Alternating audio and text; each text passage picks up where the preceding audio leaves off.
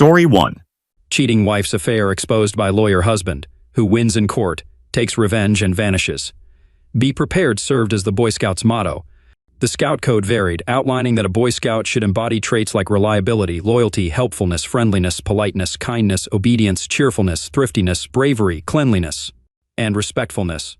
Surprisingly, it also mentioned naivety, apparent stupidity, idiocy, and trust.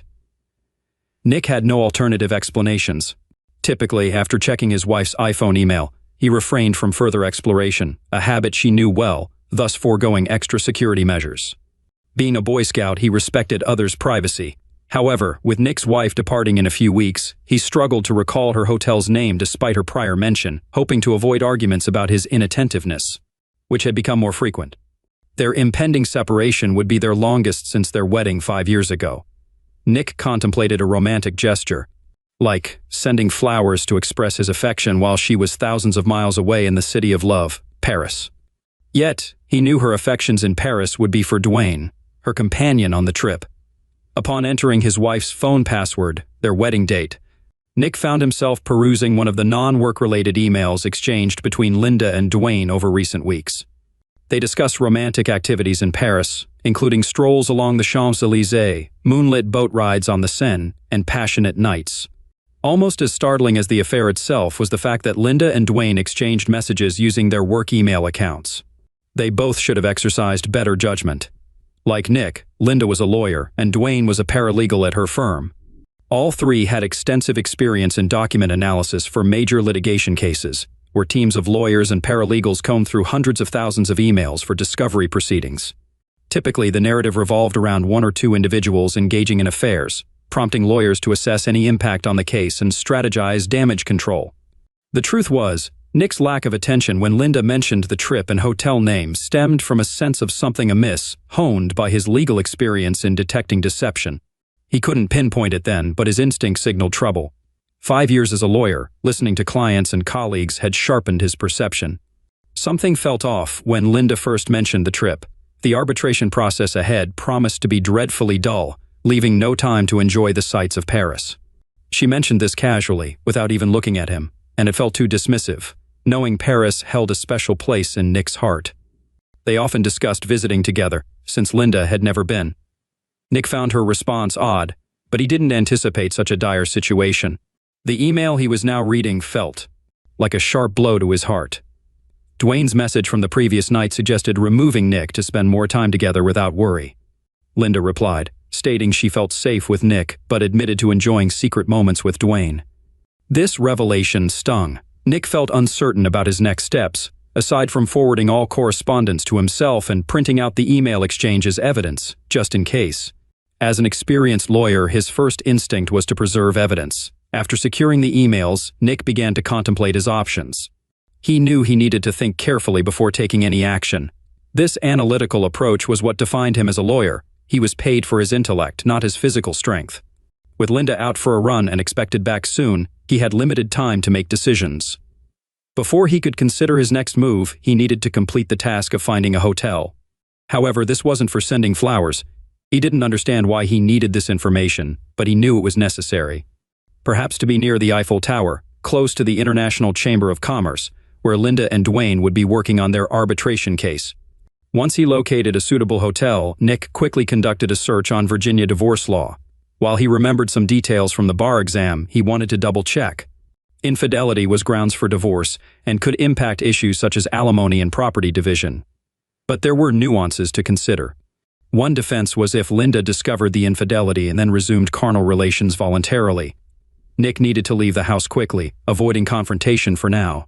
Intending to confront Linda later with a carefully crafted response, he resolved to take control of the situation for the remainder of their marriage, even if it meant acting against the principles of the Boy Scouts. In wartime, as Churchill famously said, truth must be protected by a bodyguard of lies.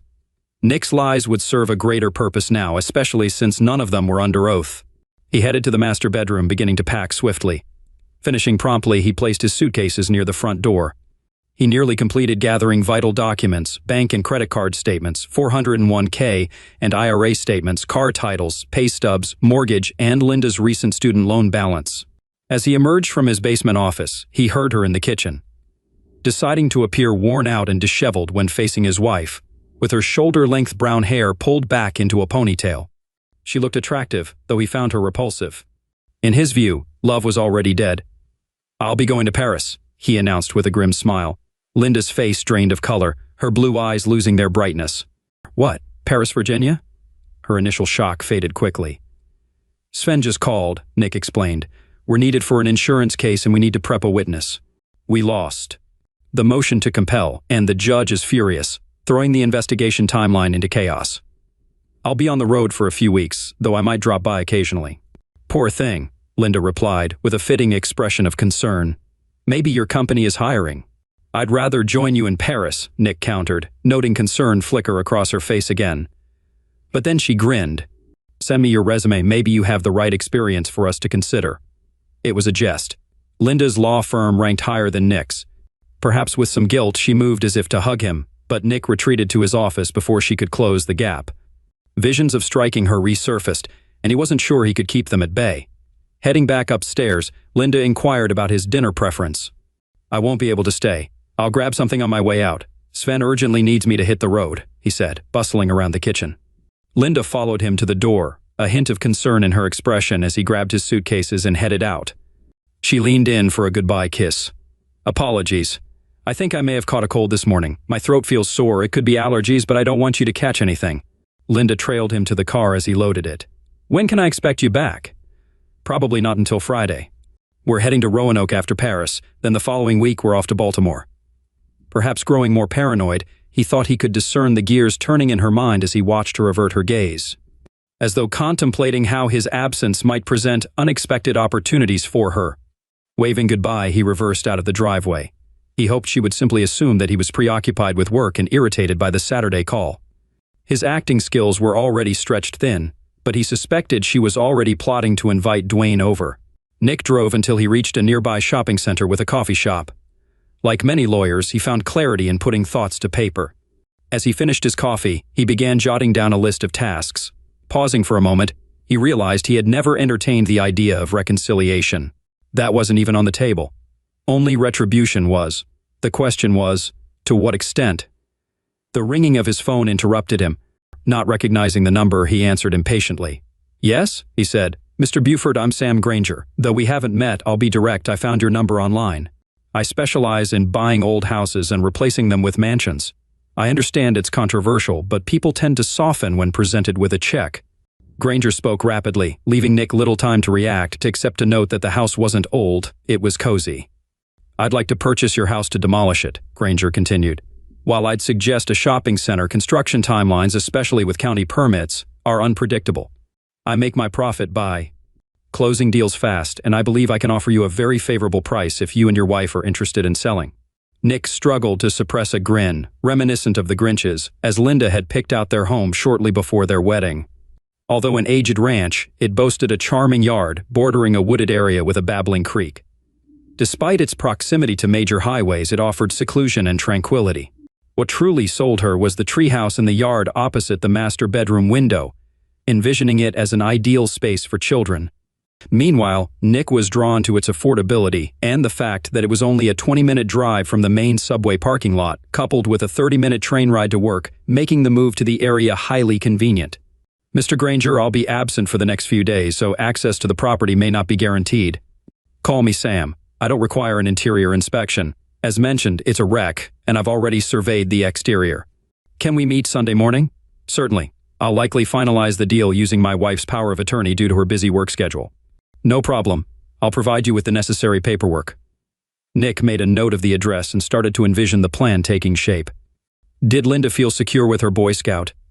Little did she know that Lord Baden-Powell's scouting principles, stealth, cunning, and self-confidence, served as the basis for his boy movement skills, akin to military intelligence tactics, including ambushes.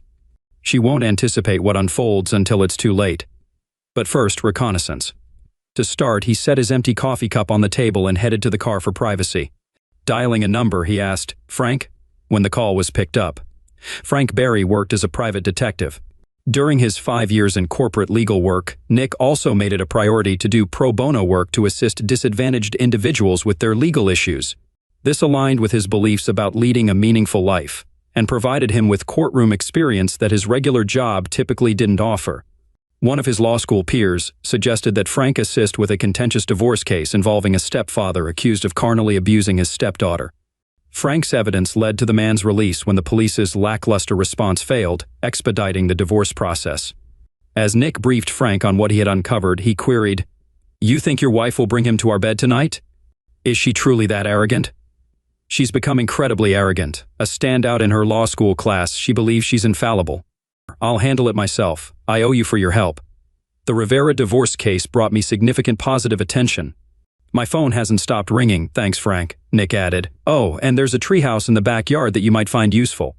Its windows directly face the master bedroom, and she tends to keep the curtains open. It used to bother me, but I've learned to accept whatever arouses her. You can access it by crossing the forest and jumping over the stream after dark. There are no fences or dogs around. A service road on the other side offers parking." "Thank you. If it's okay, I plan to conceal a camera outdoors, aiming it at the front of the house to monitor arrivals and departures." "Excellent. And you're engaging for a divorce, correct? You're seeking a divorce?" "Yes and yes." "All right. I know Harry's fondness for affidavits and the reporting process. If you're correct, we'll discover the truth soon." Next, Nick phoned Harry. "Is this regarding the law school reunion, Nick? I've already received 5 calls about contributing to their fund." "No, I need to retain your services. Linda's been unfaithful and I want to pursue legal action."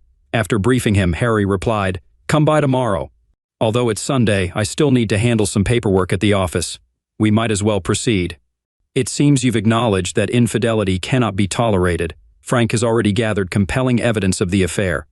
The challenge will be negotiating a fair financial settlement. She's also a lawyer at a prominent firm, so she'll have the means to contest and delay. Additionally, colleagues at her firm are advising her." "Leave it to me," Nick said. "I believe we can resolve this in a civilized manner." "So you're not planning to go all out against her?" "Understood. Let's see what you propose." His final call required finesse. "Hello, Maggie, it's Nick." The silence on the other end was profound. "Maggie, it's good to hear from you too, honey, after all these years." "What's on your mind, Nick? After all this time, I need your assistance." "I thought Linda was your assistant." "It's about Linda. She's been up to no good."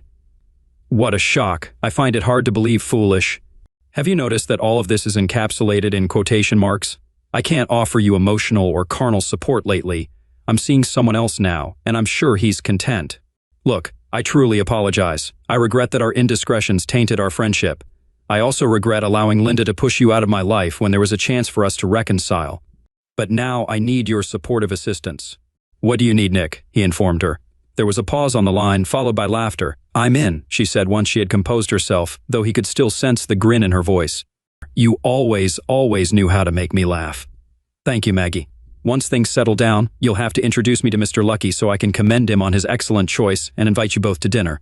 "Consider it arranged," she replied. He required a place to lay low for a while and strategize. Thus, he booked a room at an extended stay hotel outside the Beltway in Fairfax, distant enough from his and Linda's usual hangouts to avoid detection. After settling in, he went out to grab a bite to eat. Although he wasn't particularly hungry, he knew he needed sustenance in his stomach to handle the drinks he intended to consume. Across the street from the hotel stood a restaurant named El Mariachi. As the hostess seated him in a booth, he noticed the bartender glancing in his direction. The bartender seemed vaguely familiar, but Nick dismissed the thought. At present, he had ample reasons to be concerned. The menu items suggested that the restaurant masqueraded as Mexican cuisine. Many Americans couldn't discern the distinction. He opted for budget-friendly tequila with the meal, anticipating a harsh hangover the next day, considering the discomfort part of the purging process. The waitress returned with a bottle of premium tequila from the top shelf. Catching Nick's gaze, she gestured to the bartender, who nodded in acknowledgement. Nick reciprocated the gesture and poured himself a generous drink as the bartender resumed tending to other patrons. It took a moment for Nick to recall his identity. He remembered him as one of the spectators at Rivera's divorce trial and the subsequent criminal proceedings, always seated alone in the back row. One day, his client's daughter, Sonia, hugged him, but when Nick inquired about the man, Sonia grew silent, insisting he was just a family friend. Nick dined quietly, jotting notes on a notepad and sipping tequila. After the waitress cleared his table, he visited the restroom, feeling the surroundings sway as if he were aboard a ship. Leaning against the wall for support, he returned to his booth, attempting to maintain composure, only to find the bartender seated across from him. "Ah, Senor Nick, "Good to see you," he greeted, clasping Nick's hand and shaking it vigorously. Nick settled in, awaiting his words. "I never properly thanked you for helping my cousin deal with that scoundrel she was wedded to." Nick tried to downplay his role, but the bartender brushed it off. "He was severely injured in prison, were you aware?" "I was. They fear he may never walk or eat solid food again." The bartender's slight smile sent a shiver down Nick's spine. "I didn't catch that," Nick remarked. The bartender shrugged. "Yesterday's news. What brings you to El Mariachi solo on a Saturday night? Where's your lovely wife?" Nick met the bartender's gaze. The bartender maintained a smile, not mocking, but knowing. Nick wondered why he posed such an odd question. How did he even know Nick was married? Then Nick recalled Linda's surprise visit to one of the hearings, where she kissed him afterward. The bartender must have still been in the courtroom. "We're dealing with some issues regarding her," Nick admitted. He saw no need to fabricate or conceal details such as her involvement with someone else. Again, he was met with the bartender's knowing smile. Nick was taken aback and fell silent. "I'm no lawyer, Don Nicholas, but I know that if you want to keep a secret, you shouldn't write it down and leave the paper lying around," the bartender remarked, gesturing to Nick's notebook. It detailed aspects of infidelity, depicted drawings of Dwayne's hypothetical demise, featured the name Linda encircled with a slash, and included a to-do list with the phrase "burn the expletive." Nick shrugged. Poor operational security, but at least it didn't expose any sensitive customer data. Any man in your predicament should ponder his desires. What do you truly desire, Senor Nick? Apart from wealth, what would be your ultimate vengeance? Nick didn't hesitate.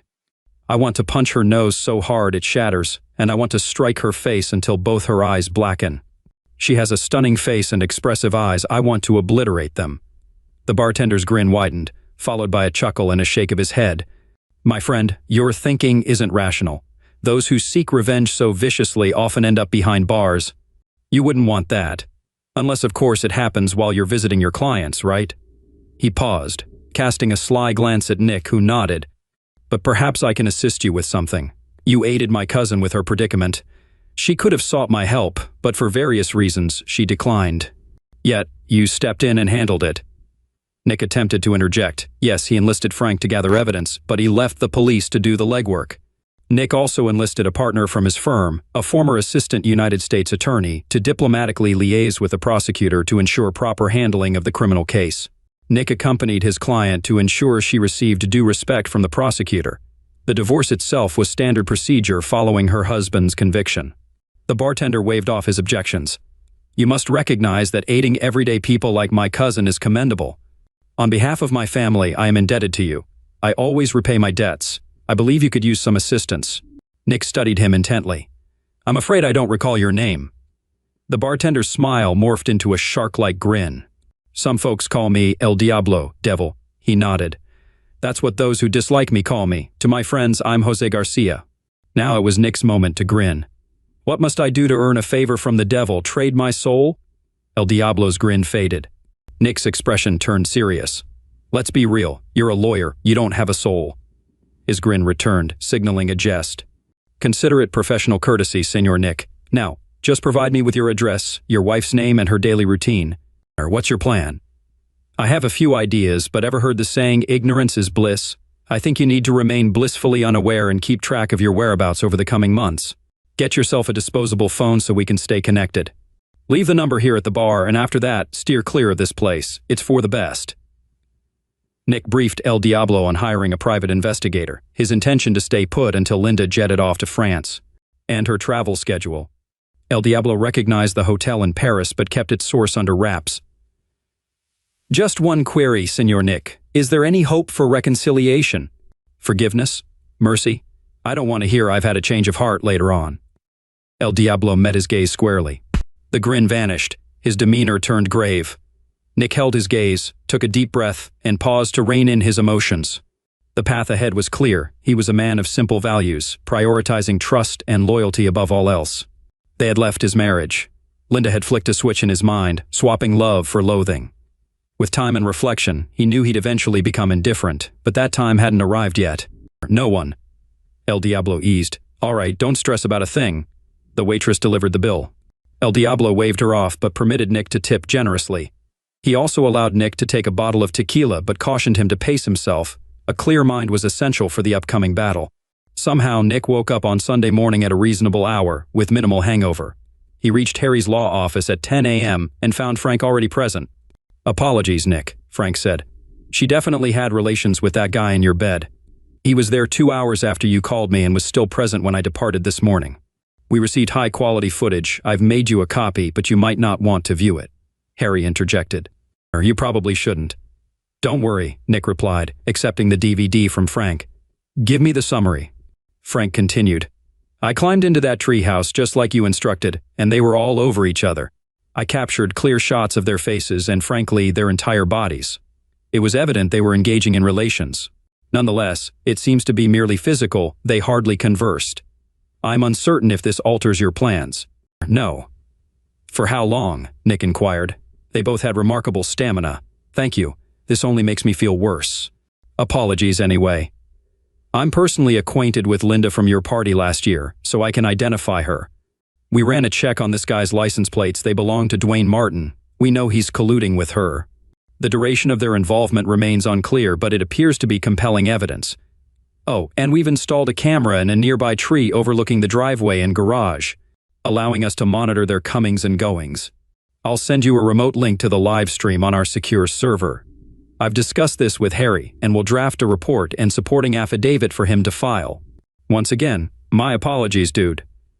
Frank exchanged handshakes with Harry and Nick before departing the office. "So, what's the plan?" inquired Harry. "We're filing for divorce on grounds of infidelity, but I don't want to serve her yet," Nick explained. Harry regarded Nick stoically. "Trust me, Harry, those words make my stomach churn. I don't want any foolish moves." "I have a feeling things will go smoother than you think," Nick reassured. Harry winced. "Just file this on Monday afternoon before the court office closes. Give me the case number and I'll handle the rest. But remember, Nick, I'm not versed in criminal law." "Noted. And if you find yourself in trouble, I can't bail you out." "You might be pleasantly surprised," Nick quipped as he exited. His next destination was a meeting with Sam Granger. It proved highly productive, as Nick discovered they could sell the house for over $100,000 more than the mortgage without real estate agent fees. Linda would be thrilled if she knew. Nick pledged to return promptly with the necessary paperwork to seal the deal. As Nick left Sam's office, he glanced at his phone. No messages or calls. She must still be occupied with Dwayne. Nick seized the moment to call his boss, Sven, and inform him of his urgent need for 2 weeks of vacation, or he would resign. Sven, in a panic, relented, recognizing Nick's vital role in current affairs and their temporary business slowdown. With his plan set in motion, Nick returned to his hotel to tend to his ongoing tasks. By Monday evening, everything was prepared.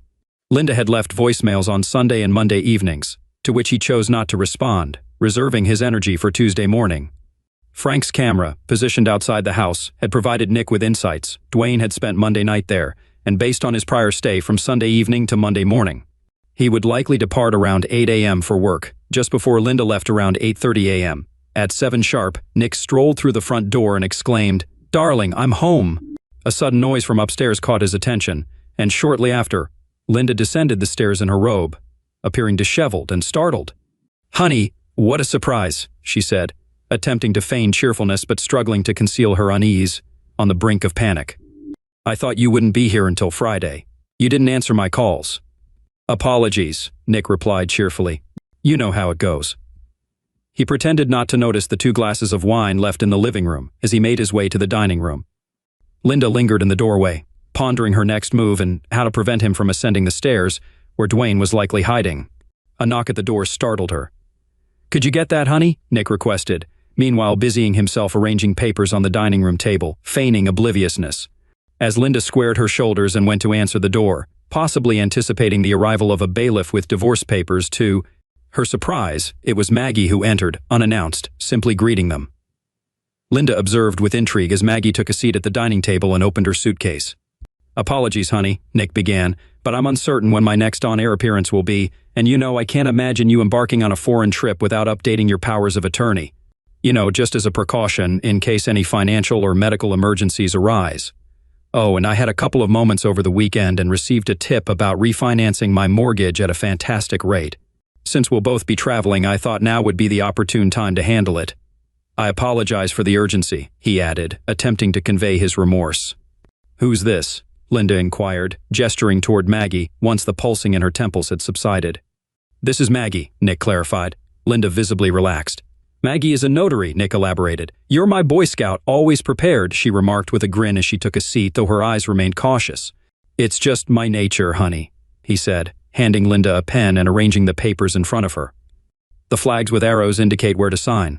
Feel free to review the documents if you wish.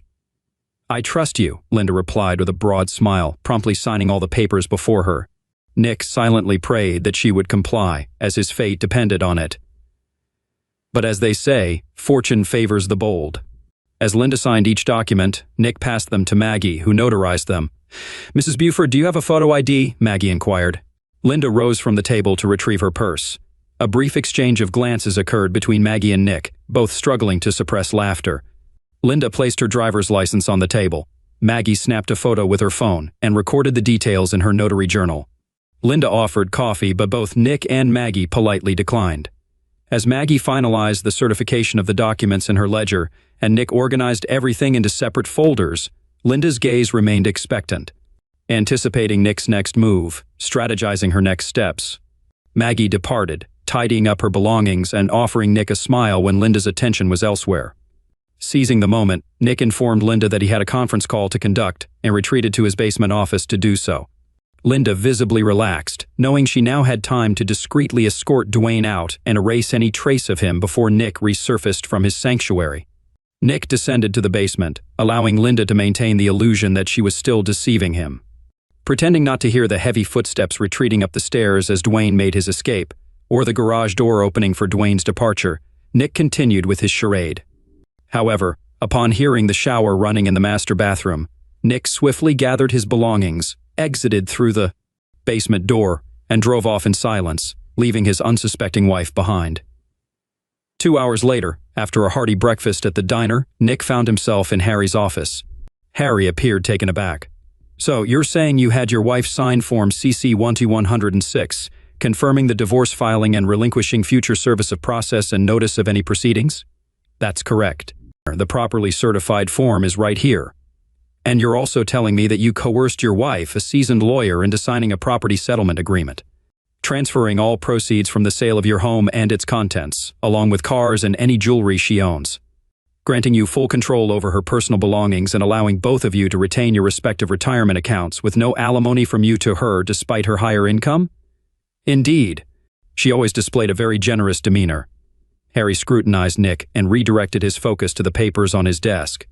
And you also procured her signature on affidavit wherein she confesses to infidelity, acknowledging her lover's presence in the marital bedroom at the time of signing, following a night of closeness the previous evening. Are you suggesting her affidavit genuinely supports this account? According to the email, she mentions staying with her lover due to his proficiency. Is this the narrative you wish to present, counselor? Nick maintained a neutral expression, struggling to contain his emotions. Let's refrain from insults. The documents are self-explanatory. Harry glanced at the papers, then at Nick, almost smiling before suppressing it and swiveling in his chair. Damn it, I'll accept the case. You're a respected member of the bar and an old friend from law school. How was I to know you orchestrated all this? I thought it was legitimate. Your Honor, I'm utterly bewildered. I was blindsided by my client's breach of trust. If anyone's license should be revoked, it's Nicholas Buford's, Your Honor. Do you see my stance on this? Nick, I'll pursue it to the bitter end if need be. Will the notary affirm Linda's signature on these documents? Yes, she will. Can she testify to Linda's careful review of the papers? I wouldn't wish to preempt or sway any testimony, but given Linda's legal expertise, I trust she scrutinized the documents diligently. I'm confident the notary will attest to witnessing Linda Buford review and sign each document. As for her comprehension of their contents, I cannot offer an opinion. All right then, said Harry. I'll process all this today, along with Frank's affidavit and report, complete with photos and a DVD. I'll attempt to remove it from the electronic record temporarily. We don't want this to remain in the public eye, do we? No, replied Nick. Linda's departing for Paris in just over 2 weeks. The longer we keep it concealed, the better. Do you have any connections in district? Court. Remember Seth? Asked Harry. He was a student a year junior to us, struggling to secure a position at a law firm. He's now serving as a law clerk in district court to bolster his resume. He could expedite the process, but if the judge insists on live testimony, it could jeopardize everything. Linda must decide not to contest this for some reason. Should she become aware, it could take a turn for the worse. I may need to resign as your attorney. Fair enough. Someday you can fill me in on the whole ordeal, but not now. Over the subsequent 2 weeks, Nick kept Linda at a distance. He sent her texts at irregular intervals, citing his busy schedule, and only sporadically answered her calls. As time passed, her calls dwindled. You've spooked her, Frank informed him by week's end. According to our surveillance footage, Dwayne hasn't been at the house since you surprised them on Tuesday morning. I can't ascertain if they rendezvoused at his place during the week or engaged in their activities at the office, but it's evident they're avoiding home. I'll keep you posted if anything changes. The only alteration was Nick's discreet return to the house upon learning Linda had departed, to gather the financial documents he deemed necessary. He also finalized a contract with Sam Granger to sell the house, with the sale set to close during Linda's initial week in France. During evenings, Nick frequented the gym, read in his spare time, and pondered how he ended up with such a chaotic life at 30. He informed Sven of his need for a few more weeks of rest, to which Sven reluctantly agreed. She's back to enjoying herself with him in the house, Frank informed him on Saturday, a week before Linda's Paris trip. Thanks for the heads up, Nick replied, though indifferent. He knew he'd rather incinerate the sheets than sell them when he abandoned the house. By then, Nick had already viewed the video Frank provided, revealing Dwayne's allure.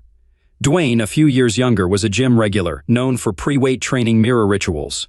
Otherwise unremarkable, Dwayne embodied a superficial ideal Nick could have done without. Before he knew it, Linda embarked on her long-awaited Paris trip. One of Frank's associates shadowed her to the airport, waiting until her departure for Europe. Upon receiving the news, Nick entered the house, consolidated Linda's clothes in the living room, and packed his belongings. The next day, movers boxed Linda's clothing and sent it to storage, while Nick's possessions were moved to the apartment he secured. With Sam Granger's assistance, a proficient house liquidator, Nick easily sold the furniture. Once the house was emptied, Nick took a final stroll before executing his ultimate task. He meticulously gathered the wedding photographs, album, and Linda's wedding dress, placing them in the patio fire pit beneath the treehouse. After adding lighter fluid and igniting a match, he watched as the memories turned to ashes. After the blaze, Nick was satisfied to find that the video captured ample detail. Each photo added to the pit depicted vivid memories of their time together. The following day, Nick finalized the sale of their family home, using his wife's power of attorney, which she should have reviewed. With a separate financial power of attorney, Nick managed to deposit the sale proceeds, access his personal account acting on behalf of his wife, and close joint accounts. 3 days later, however, during Linda's initial week in France, a construction crew demolished the house, clearing debris swiftly before commencing site preparation. Unfortunately, the tree, once a playground favorite for children, had to be removed. A gazebo now stood in its place. Regrettably, construction halted abruptly as the cherished home site transitioned into an empty square of land. It appeared there were issues with the permitting process. Nick and a law school friend, employed in the county permitting department, were confident the issue would resolve upon Linda's return from France, once the appropriate forms were received and approved. Throughout this period, Nick ignored all attempts at communication from Linda, eschewing calls, texts, emails, and voicemails. Despite outreach from her friends and relatives, Nick replied swiftly, informing them he was occupied and traveling, primarily to deter them from driving by the house and encountering him. El Diablo reached out on Nick's prepaid cell phone, mentioning that Linda and Dwayne appeared strained and unhealthy, hinting at possible suspicions. When Nick inquired how he obtained this information, El Diablo simply stated his wide network of connections, even across Europe. He then proposed returning Linda's wedding and engagement rings, to which Nick declined. El Diablo asked if someone else could purchase them, to which Nick adamantly refused but eventually relented, suggesting he might know a potential buyer. 2 days before Linda's scheduled return from Paris, Nick found himself in Harry's office. I have no idea how this happened, but here's the divorce decree. It's much quicker than usual for such cases, Harry remarked, with Seth remaining silent. I don't inquire or speculate. Consider yourself fortunate and celebrate your newfound single status. Here's the copy I'll be sending to your ex-wife. I'm sure she'll be pleased. As Nick approached his car outside Harry's office, an unfamiliar number rang his phone. However, upon answering, he recognized El Diablo's voice. Nick, you should take a vacation immediately. Go somewhere crowded, where people know you and can vouch for your presence. With that, El Diablo disconnected the call. Nick realized it had been ages since he saw his college friends in New York. Fortunately, his schedule was open for the next few days, so he embarked on a trip the same day. He visited several exhibitions, explored numerous museums, and socialized over lunches, coffees, and dinners with different groups of friends, covering most expenses with his credit card. He also tipped generously at his hotel to ensure recognition from all the staff. While there, he express mailed a DVD copy depicting him burning Linda's wedding dress and album to her parents' house. Late Sunday evening, after savoring coffee and pastries in Little Italy in Manhattan, Nick's phone rang. It was his father-in-law. "Nick, where are you? Linda is in a frenzy. She's in the hospital." "Yes? What's the matter?" This was becoming intriguing. She returned from her trip on Friday, but she and her colleague were apparently abducted from the airport. They emerged this morning, both under the influence of medications. Her colleague was severely beaten, and Linda, here his father-in-law's voice faltered. "What about Linda?" "She woke up covered in tattoos from head to toe, tattoos with dreadful inscriptions. And as soon as she woke and saw this, a masked man entered and struck her nose, breaking it. Then he inflicted 2 black eyes with 2 more blows." Impressive, Nick pondered. It was the perfect ending. He wouldn't mind if Linda realized his betrayal, just as she betrayed him in their marriage. It would be worth a soul if he possessed one. "I'm sorry to hear that. I'm out of town presently. What do you need me to do?" Nick sensed surprise on the other end of the line. "You're her husband, she's your wife." "Not anymore. We divorced. The court finalized it last week. She's cheating on me with the man she's traveling with." "What? How? Here, what's unclear?" Nick knew he was being excessively cruel now, but he didn't care. "I have a video. I can send you a copy of her engaging in bed acts. Not with me, if you'd like to know." Silence followed on the other end. Nick wondered if his father-in-law had suffered a heart attack. "We're done with her, so you'll have to bring her home. She's not my responsibility now." "You did it," his father-in-law exclaimed. I've been in New York since Wednesday, celebrating my divorce. Look, I understand you're upset, and I hope Linda recovers soon, but I don't think we have anything else to say to each other." He ended the call. At that instant, Nick realized the urban stress had become overwhelming. He emailed Sven bluntly, stating that he and the firm could go to hell respectfully. A quick online search revealed an REI store in Soho, prompting Nick to equip himself with new hiking and camping gear.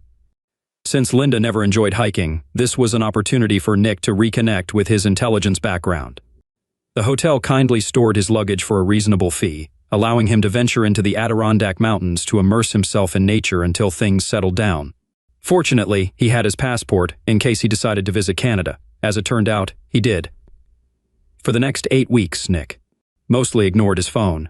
Initially, the barrage of messages resembling frantic screams and tears made it seem like someone had hijacked his ex-wife's phone. Unable to sift through them all, he listened to only a couple before deleting the rest, along with numerous bizarre emails. Clearly, her account must have been compromised. Finding time to read through it all seemed impossible. Nick hoped the troubled woman behind the messages would seek the help she urgently needed. 8 weeks later, Nick met Frank and Harry for drinks. "Just to clarify," Harry began once they were settled, "I terminated our attorney-client relationship right after I provided you with the divorce decree. I notified you via registered mail. Perhaps you haven't checked your email yet." Nick admitted he hadn't. "It's quite a storm, buddy," remarked Harry. Frank added, "More like a typhoon. I'm all for it. Plenty of havoc." Harry finished his bourbon and ordered another. Frank began detailing the events. "So on Monday morning, the former Mrs. Buford arrived at her previous residence with her parents. We never got around to removing the external camera. Upon seeing the empty lot, she experienced a complete breakdown, falling to her knees in tears and assuming the fetal position. It culminated in her kicking and screaming like a toddler at the mall by late afternoon. Later, when a work crew arrived, she had another outburst. Despite having raccoon eyes from the beating and a bandage on her broken nose, Harry then took up the narrative. That afternoon, she, along with a couple of attorneys from her prestigious firm, stormed into my humble office in a threatening manner. Since they had no appointment, I kept them waiting for 25 minutes. I ensured my Glock was loaded and placed on my desk, thank goodness for Virginia laws. After the wait, they all yelled at me, discussing urgent motions, bar complaints, and contempt proceedings.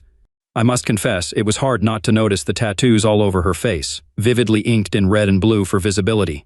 Once I managed to regain focus, Harry continued, I inquired about the exact issue causing their aggression, asking if there were any false statements. They paused, exchanging glances. So I questioned them about the controversy surrounding your ex-wife's alleged infidelity. They all affirmed it. I then played a video I had prepared while they waited, showing Mrs. Buford engaging in bed activity with someone other than her husband in the marital bed. Clearly, they hadn't thoroughly reviewed the entire case file yet. Harry continued. Then they all just appeared perplexed. Linda started screaming that you didn't even give her a chance to explain herself, and I responded, saying you weren't concerned about the reason, you just took action. She regained composure and began arguing that she never consented to you selling the house. She questioned the rationale behind burning her wedding dress, photos, and albums, as they were her personal belongings. I presented her with copies of the powers of attorney, one specifically granting authorization to sell the house. I showed her the property settlement agreement, granting you discretion to dispose of her personal belongings, and reminded her she was fortunate to retain her clothing. I inquired whether she disputed her signature on the documents. While she admitted it was hers, she insisted she hadn't agreed to the contents. Then I questioned if her defense rested on her failure to read what she signed. I prompted her to envision the scrutiny during cross-examination if she challenged anything in court. She fell silent at this point. I also referenced the affidavit she signed, acknowledging her lover's presence upstairs at the time of signing, and asked if this was accurate. She then lost consciousness. Her companions attempted to revive her, but I had already dialed emergency services. Despite their insistence, she refused to accompany them to the hospital. However, she began shouting about tattoos and her boyfriend being assaulted, Harry added. I clarified that these matters were unrelated to you. As far as I knew, you were out of town anyway. I suggested that perhaps Dwayne had provoked a husband, either of another woman he was involved with or someone who felt Linda was taking him away. I informed them they could address any potential criminal case with the Fairfax Police Department. Then things took an interesting turn, Harry continued. They persisted in discussing filing a motion for reconsideration and similar actions. That's when I informed them that earlier that morning, I had received an anonymous email containing links to several videos of Linda and Dwayne in your bed, engaging in bed activities before their trip to Paris. The message threatened to distribute the videos to everyone Linda knew, asserting that you, Nick, were unaware and powerless to prevent it. They claimed to be allies, citing past assistance from you, and pledged to shield you. They warned of sending the videos that day if she didn't drop the matter. Are you aware of this? I was out of town, Nick replied. Harry, afterward they departed. I haven't heard from them since, and there were no incidents at the courthouse. Frank resumed. They likely contacted the police because a couple of detectives arrived. They requested copies of the videos and filed a report. Then their interest waned. Neither Linda nor Dwayne could provide details. They only recalled getting into a taxi at the airport, then waking up in the hospital. Linda discovered herself in a seedy hotel room, having been assaulted, before seeking medical attention. The room charges, along with room service and minibar expenses, were billed to her credit card. This time, Nick mentioned that the hotel manager had informed him that New York police had investigated his stay, and his New York acquaintances had been approached. However, they all confirmed his active presence in the city. Word on the street, Harry mentioned, is that your ex is holed up in her parents' basement getting laser tattoo removal. The snag is, they charge by the square inch, and she's inked from head to toe. It's bound to rack up tens of thousands of dollars, and yet the marks will linger indefinitely. It's regrettable, Nick remarked. Harry fixed his gaze on Nick. Frank simply pressed his lips together to stifle laughter. What about your paramour? Harry asked. He took quite a beating. He's in for extensive physical therapy. He suffered some head trauma, multiple concussions. He might struggle to land another paralegal gig. Their firm cut ties with them both. Seems their relationship soured during the trip, and somehow it adversely impacted the entire arbitration. They were ill-prepared, short on documents, unready, objections, problematic witnesses. They lost on the merits. Client wasn't pleased. Firm had to make some personnel sacrifices to salvage future work. One of these days, Nick, you'll have to divulge how you handled all this, Frank suggested. Handled what? I'm as innocent as a Boy Scout. Maggie waited in the car as Nick disembarked. I'm a bit peeved no one bothered to inquire if I actually notarized the documents or if she read them before signing.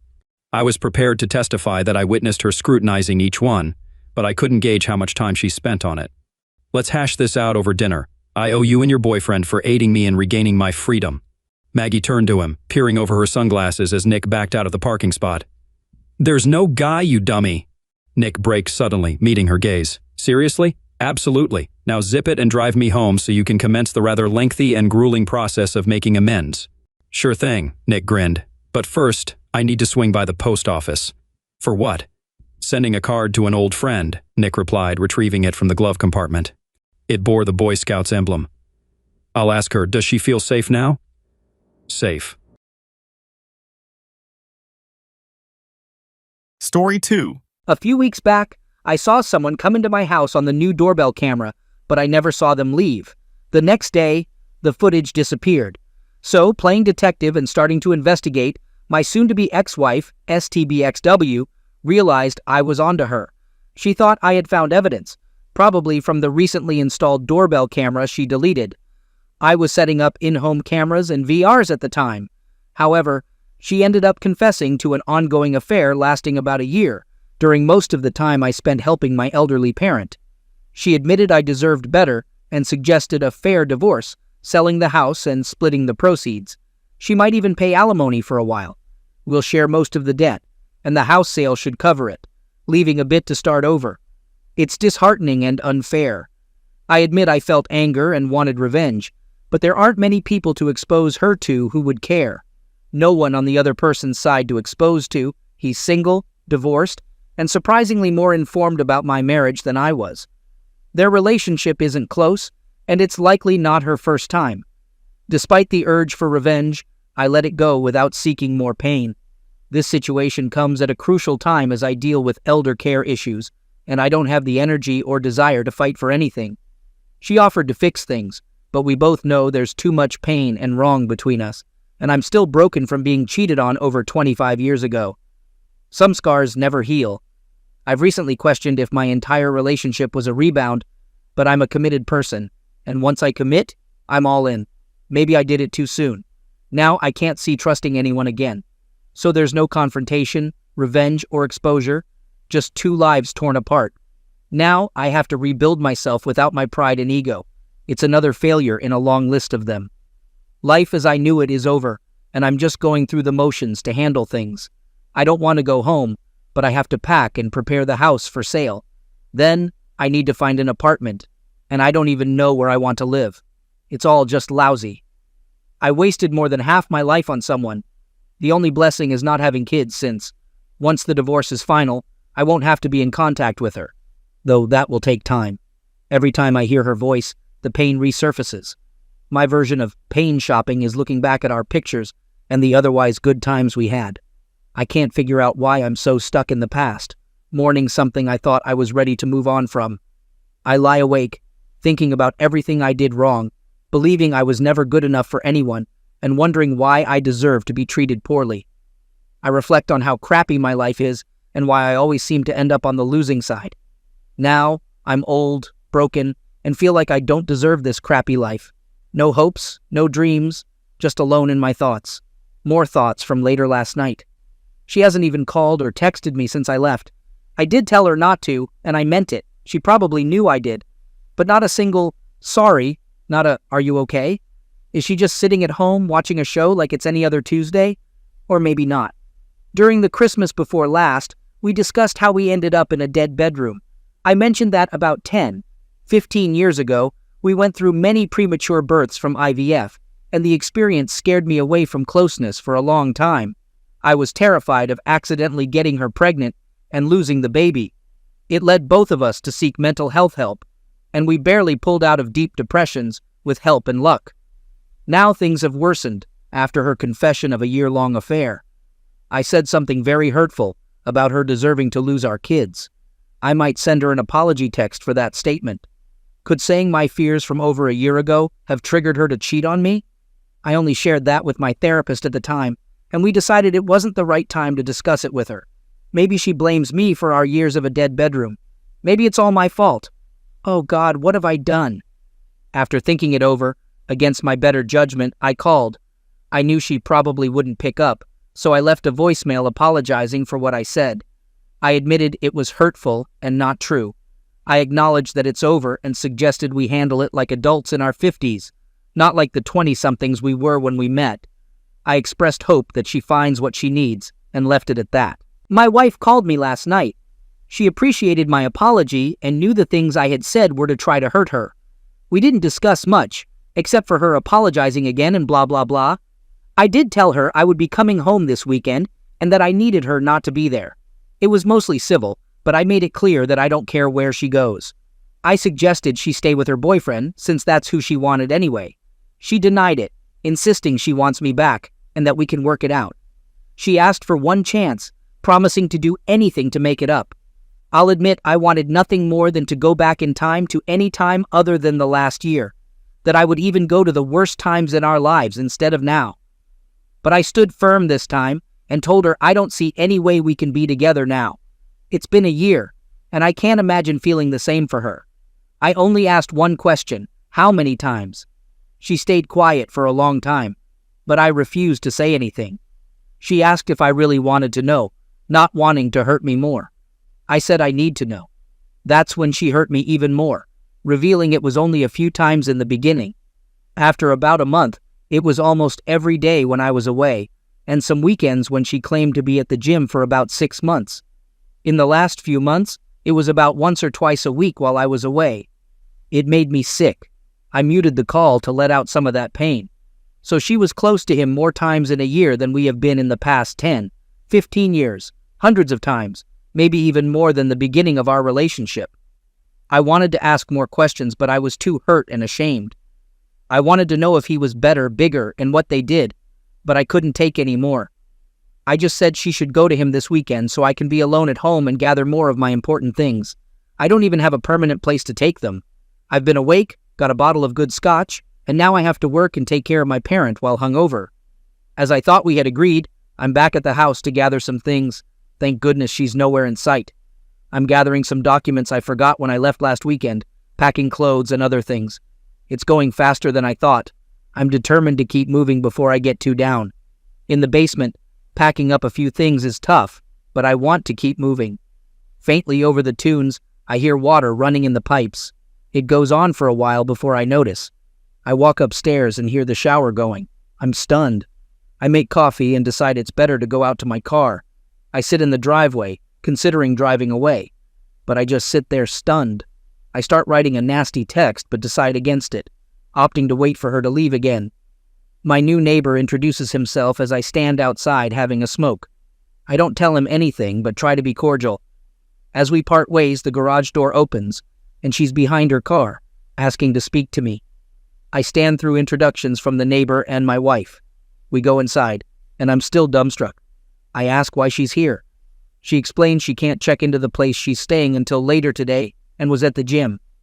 She thought I wouldn't mind showering and grabbing more things. She assumed she could come and go without a problem since she didn't see me around initially. I stand there, wondering who this person in front of me is.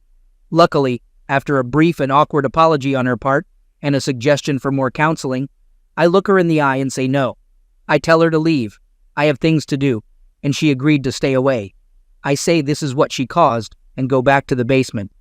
I sit here typing this, trying to control myself and my blood pressure. I just heard the garage door open and close, so thankfully she's gone.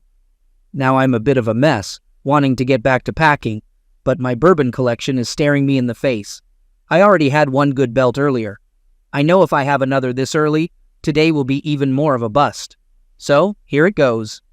Sunday comes after another night without sleep, filled with packing and a lot of anguish. Everything was tough, the memories, pictures, and items we had chosen together.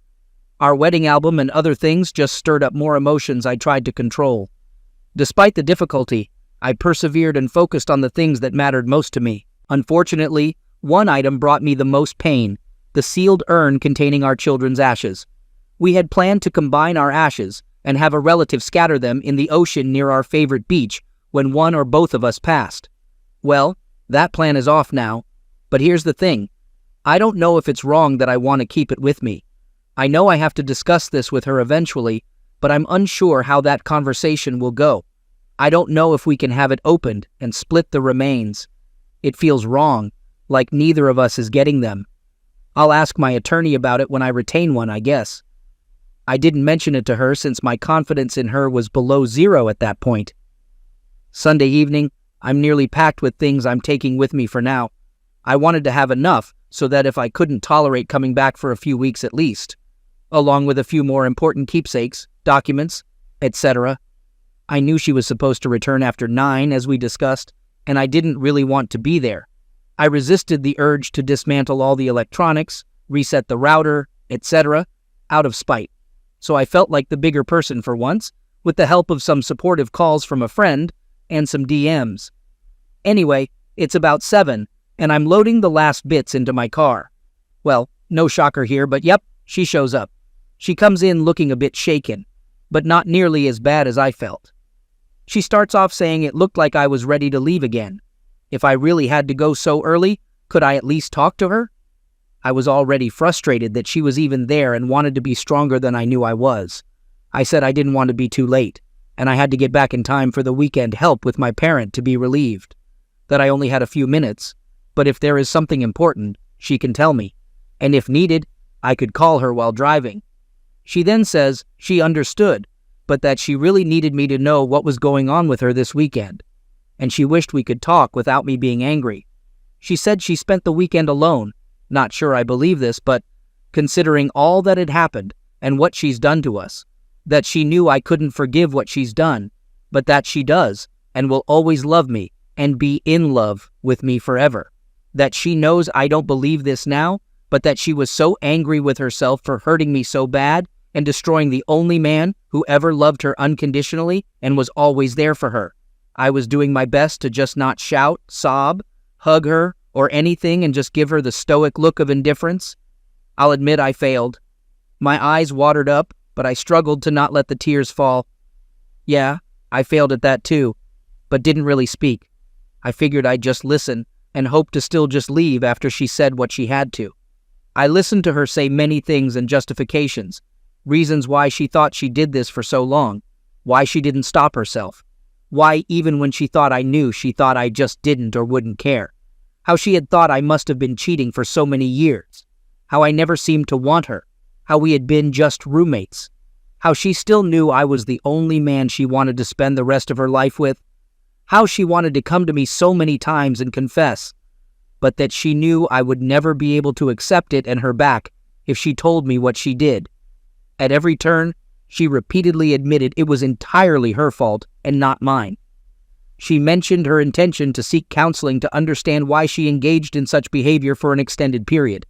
She claimed our life together had crumbled because, despite having everything she desired, she thought she could live the rest of our lives without closeness, a decision she said she had come to terms with.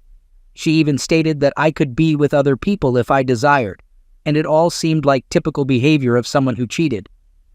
As I suspected, she eventually shared that during our conversation 2 Christmases ago, she became really upset when she learned I was afraid of closeness with her due to the fear of getting her pregnant again. She argued that my concerns about pregnancy were merely excuses, suggesting that I never truly wanted her or a family, especially when I resisted adopting. She admitted to growing upset every day, feeling that the only thing missing in our lives was closeness and family, which she believed I had kept from her.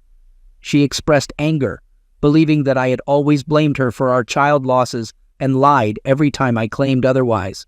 She felt I had been disgusted by her for losing our children, and that resentment lingered. Despite all those years, she claimed to have loved me enough for both of us. When my parents' health worsened, she thought I was just using it as an excuse to be away from her. Suddenly, everything clicked in her head, and she believed all her fears were true. She just wanted to be loved, and she felt I hadn't been truthful about my feelings all along. The person she referred to as the gym guy wasn't even a possibility until all these realizations hit her. She insisted she had never thought of being unfaithful and initially did it out of spite. Afterward, she realized how much she missed closeness, although she kept telling him it was only about closeness. She claimed she had no intention of leaving me and didn't discuss me with him, though that seems doubtful now. Eventually, she admitted to growing a connection with him, telling him she hadn't felt like this in years, but it was nothing like what we shared. She reached the point where she insisted it was over and hoped I could forgive her. She wanted us to talk again to find a way forward, even if we decided to split, asking for time before considering divorce. She argued that I had been dishonest for many years and should give her the chance she believed she deserved. At this point, I'll confess I couldn't handle it anymore and exclaimed, "You deserve a chance after a year of cheating?" I reminded her that when I shared my past fears, I had worked through them in therapy and had never mentioned them again to avoid this exact situation. I explained that despite my efforts in recent years to reach out, be more engaged, romantic, and connected, she responded minimally.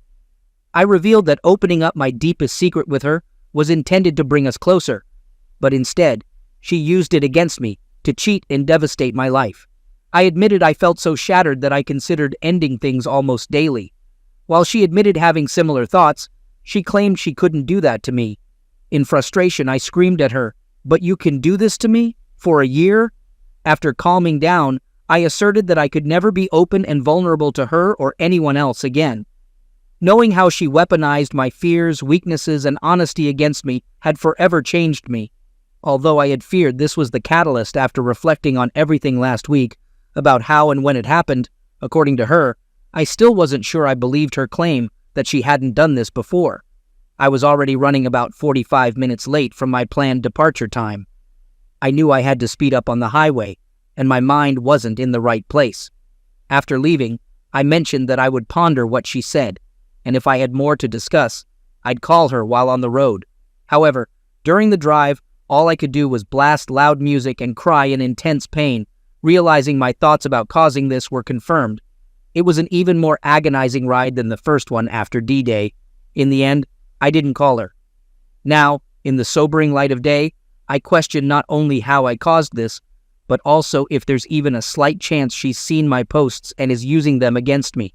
To be honest, she isn't active on social media, and I doubt she uses Reddit at all.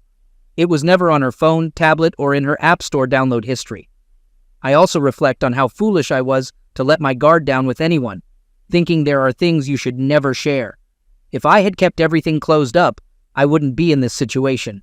I consider this karma since I was on the verge of leaving last fall anyway. I feel like I'm just moving on autopilot, and this incident proves I should maintain the facade of being a happy guy and never let my guard down again. It feels like I ruined everything I had.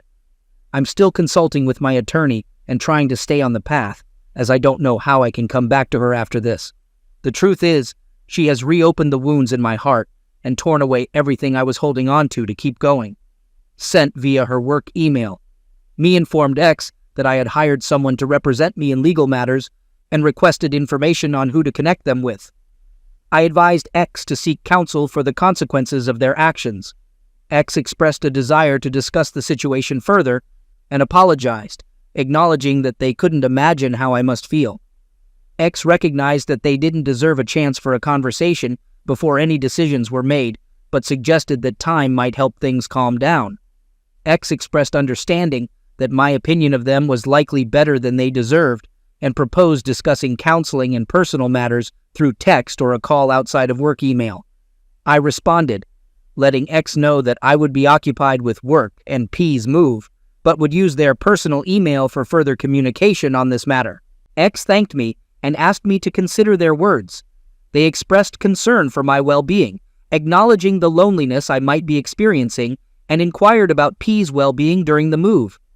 X sent their love to P and apologized once again, urging me to call soon.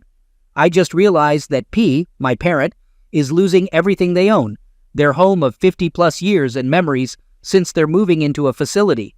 How does a person with dementia feel being moved? How do they feel having to be reminded nearly every day because they forgot? Then going through the emotions of it all over again. I've been trying to be as gentle as possible, but we're sorting through things to see what they really want. After contemplating the exchange more, the mention of not sending Ish to work stuck with me. Initially, I thought it made sense. Personal matters shouldn't mix with work email, but I'm pretty sure she must have been using her work phone for this. Her personal one is always clean, and I updated it for her new watch last Christmas. I guess I could have still missed it, though. Off we go. Update. I found a better place to stay temporarily, with a friend who lives close to work, and I've moved in for the time being. While I thought about renting an apartment right away, this arrangement works well for the short term. Now, on to the remaining events. I served her with divorce papers, but she responded contentiously through her attorney. Recently, I had to deal with a maintenance issue at my old home. Thankfully, it wasn't too damaging, but significant enough to require quick handling.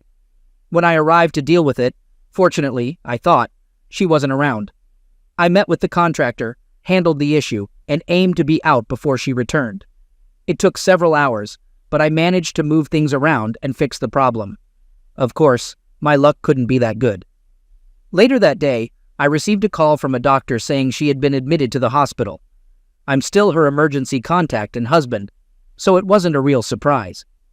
Before I arrived, she had called an ambulance thinking she was having a heart attack. It turned out to be a panic attack, but she told them she had constant self-breaking thoughts and was admitted for observation. She's been in there since, so I had to inform her boss about her medical leave. After talking to the doctor, I decided to go and see her. Her doctor said I could visit, but I needed to be non-confrontational since she was in a delicate state. I was conflicted about it, thinking it might be standard cheater script BS. Despite my feelings, I still care for her and don't want her to damage herself or struggle in the future. In the past, she has been in care for mental health due to unrelated issues, along with another chronic health problem throughout her life. During that time, I was fully present, doing everything I could to help her. Also, selfishly, I don't want this situation to impact her ability to handle our joint affairs. I discussed it with my friend, who said it's up to me what to do about visiting her. I also spoke with my attorney after the initial visits. They advised me to be cautious, not make promises, or say anything that could be used against me, etc. I knew before visiting that cheaters often use the threat of self-damage as a manipulation tactic. However, given her history, I'm also aware that this might genuinely be a true and serious situation for her. I get it. I shouldn't let anything tied to her actions hinder my progress in moving forward with my life. But there's a part of me that feels the need to be there for her. It's frustrating to have these feelings while still wishing none of this had happened, but it did. I feel like I've been firm with her, but seeing her in such a state might set me back. Before you criticize me, I can't just abandon her. It's not in my nature. She really has no one else. Her only real friend lives far away and is dealing with her own serious medical condition. So, I informed her doctor that I would visit her in the hospital and did so the following day. When I got there, she was a mess. I brought some things she might need, thinking she would likely be there for at least a few days. She was still sleeping when I arrived, hooked up to an IV and various monitors. None of them seemed related to mental health, but I figured maybe dehydration or something. But all I could think about was how I had seen her sleep so many times, looking beautiful and peaceful, the person I wanted.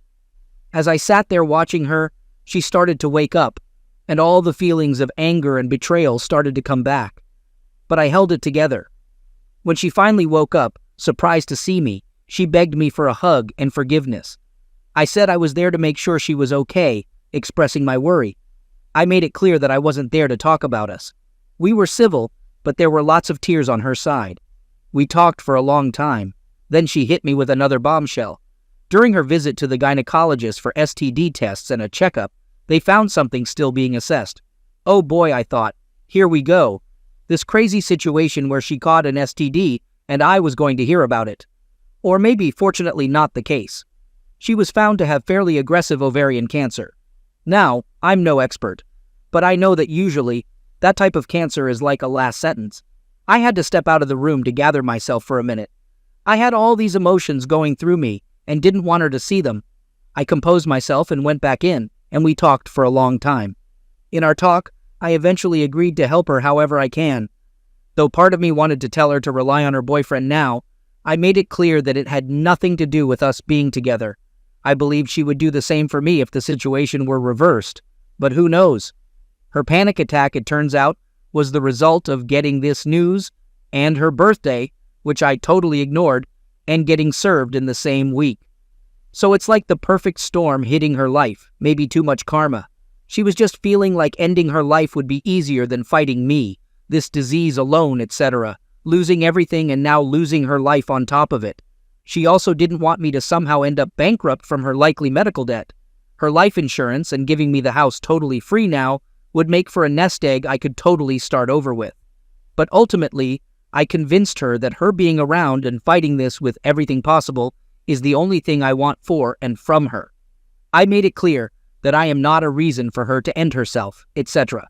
So, this is what I've been up to lately. Crisscrossing highways for work, visiting my parent, the hospital, my friend's place, and now back to my old home for more of her belongings. She's been moved to a regular room since her doctors believe she's no longer a danger to herself. More tests have been conducted, and today we're expecting precise results on the stage of her condition. Preliminary exams suggest at least stage 2B or higher. If there's a chance it's not stage 4, we might manage, but if it is, we're looking at a shortened but tough outcome. I'm writing this in the hospital cafeteria, waiting for the oncology department to provide more results and details. I'm the type to do anything for anyone. If her actions hadn't pushed me away, I'd be a wreck.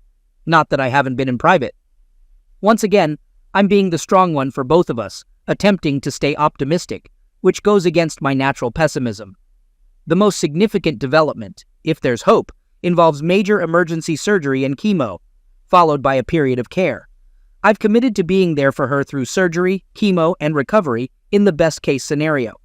I haven't explicitly said I'd move in and stay with her, though that might be necessary. My stance on divorce hasn't changed. I've consulted my lawyer about the legal implications and whether we can still be considered separated. They say we can consider this an in-house separation, given certain conditions. My other concern is avoiding part of her medical debt, likely to delay our proceedings. They mentioned amending our settlement agreement, but she would need to agree that none of this is my liability. So, is there a chance I can care for her through this, avoid emotional reconnection, and still move on with my life, regardless of how this unfolds? Update. For those still interested, I finally met with the doctors. It's stage 2B, and it has spread. But the tumors are still small, and haven't reached the bladder or other distant organs like the liver, which, from my understanding, is nearly impossible to cure. She'll undergo serious surgeries and chemo. I had already made up my mind to support her in her battle, regardless of her actions. I won't leave her to face this alone. Some might say it's not my responsibility anymore, but I can't be that tough person I thought I could initially, or what some folks here suggest. Well, I'm too old to care what people think. I'm doing it for myself. I'll continue with the separation and divorce. Unfortunately, I'll probably move back in for in-house separation to assist her for a while. I've discussed the plan with my attorney. They understand my position and say we can still consider any time I'm there as separated, as long as we don't share a bed, which isn't a problem for various reasons. We also need an agreement that she won't make the process more difficult, as it seemed to be her original plan.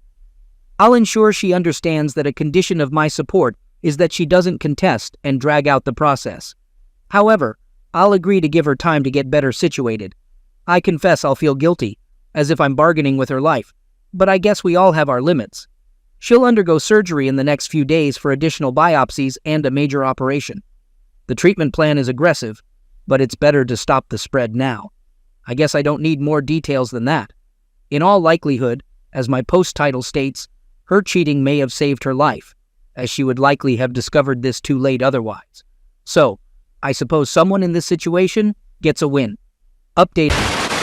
I've been in the hospital with my wife since yesterday morning, and it's been just as awful as everything else that's been happening.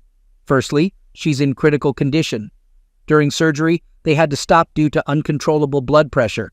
The surgeon removed a significant amount of cancer, but not all of it. Further surgery is too risky at this point. Last night, she had a seizure, causing additional damage and bleeding, leading to another surgery, despite it not being advised earlier, to stop internal bleeding. She got out of that surgery earlier this morning, but has been in and out of consciousness. They're doing everything possible to prevent her from having a stroke. I'm not sure if she'll make it, but I've been without sleep for 2 days, imagining the worst. She's a bit more stable, but it's still a delicate situation. Additionally, while waiting for her initial surgery, I used her work phone and saw a message from her affair partner a few weeks ago from an unrecognized number.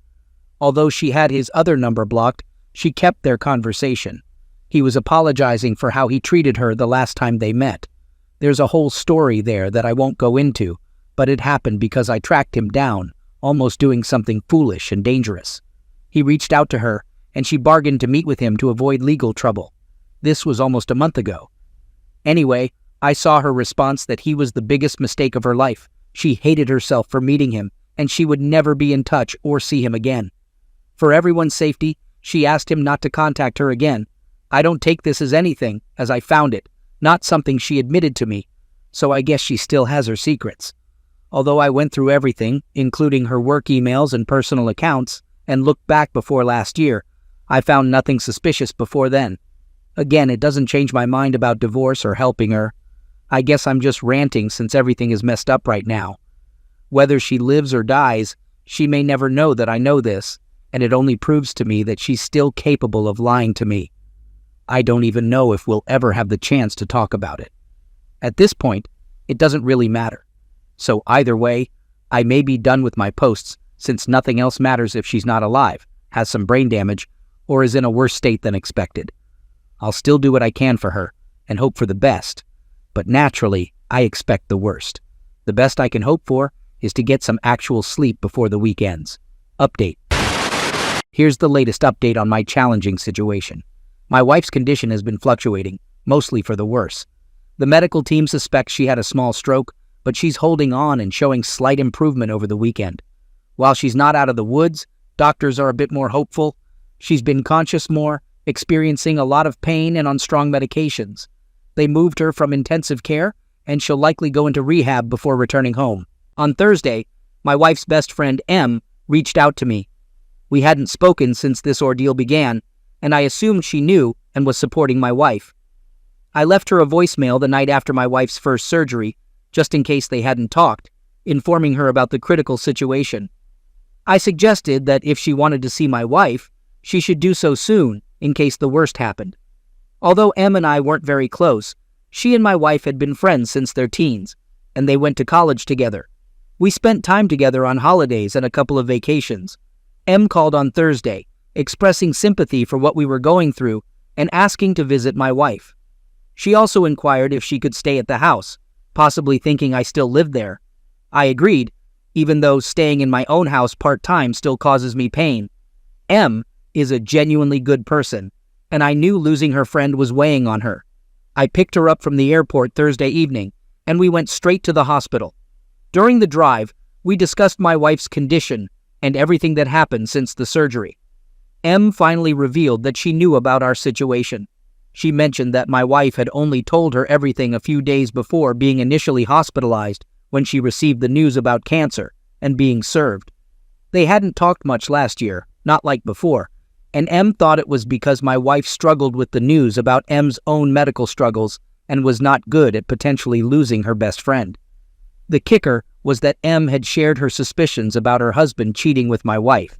They were working through it, but M believed it was just emotional, thinking he had a crush on someone at work, but didn't pursue it. She advised my wife on how to handle the situation, marriage counseling, set boundaries, and demand the respect she deserved.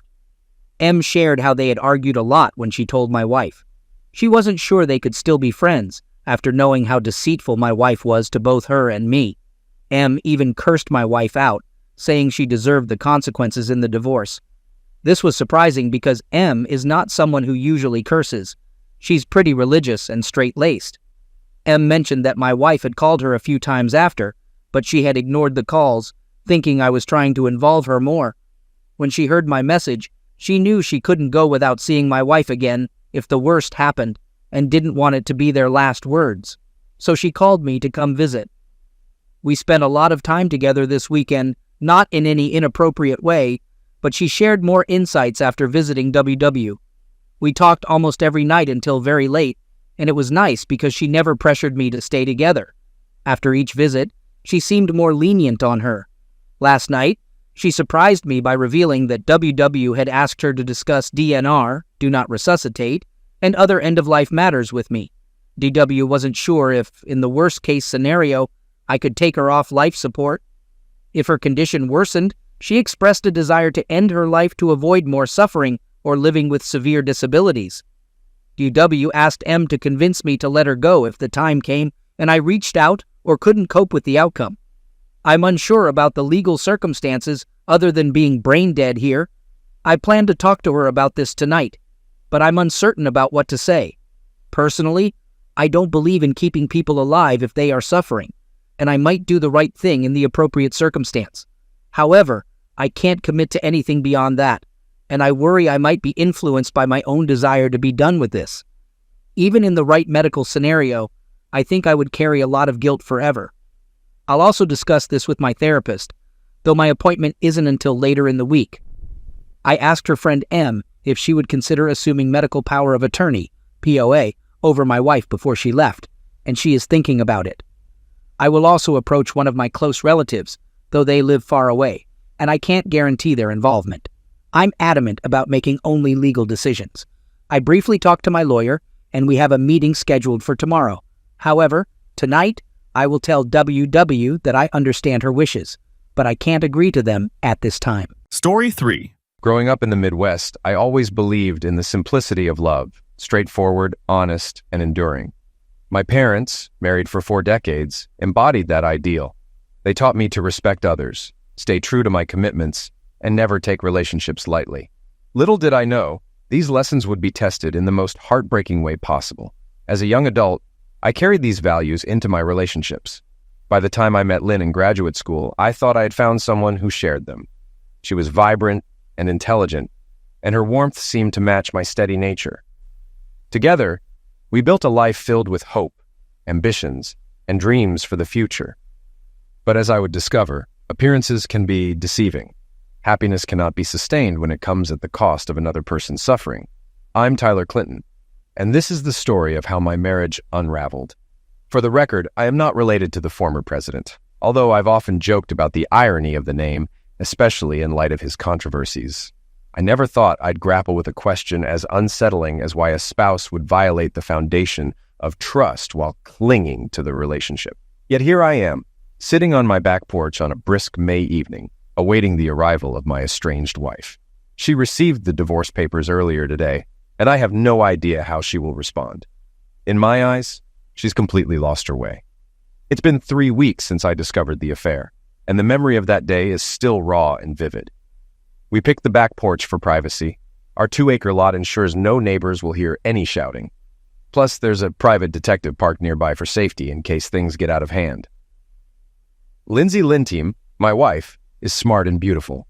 We met in grad school in Chicago.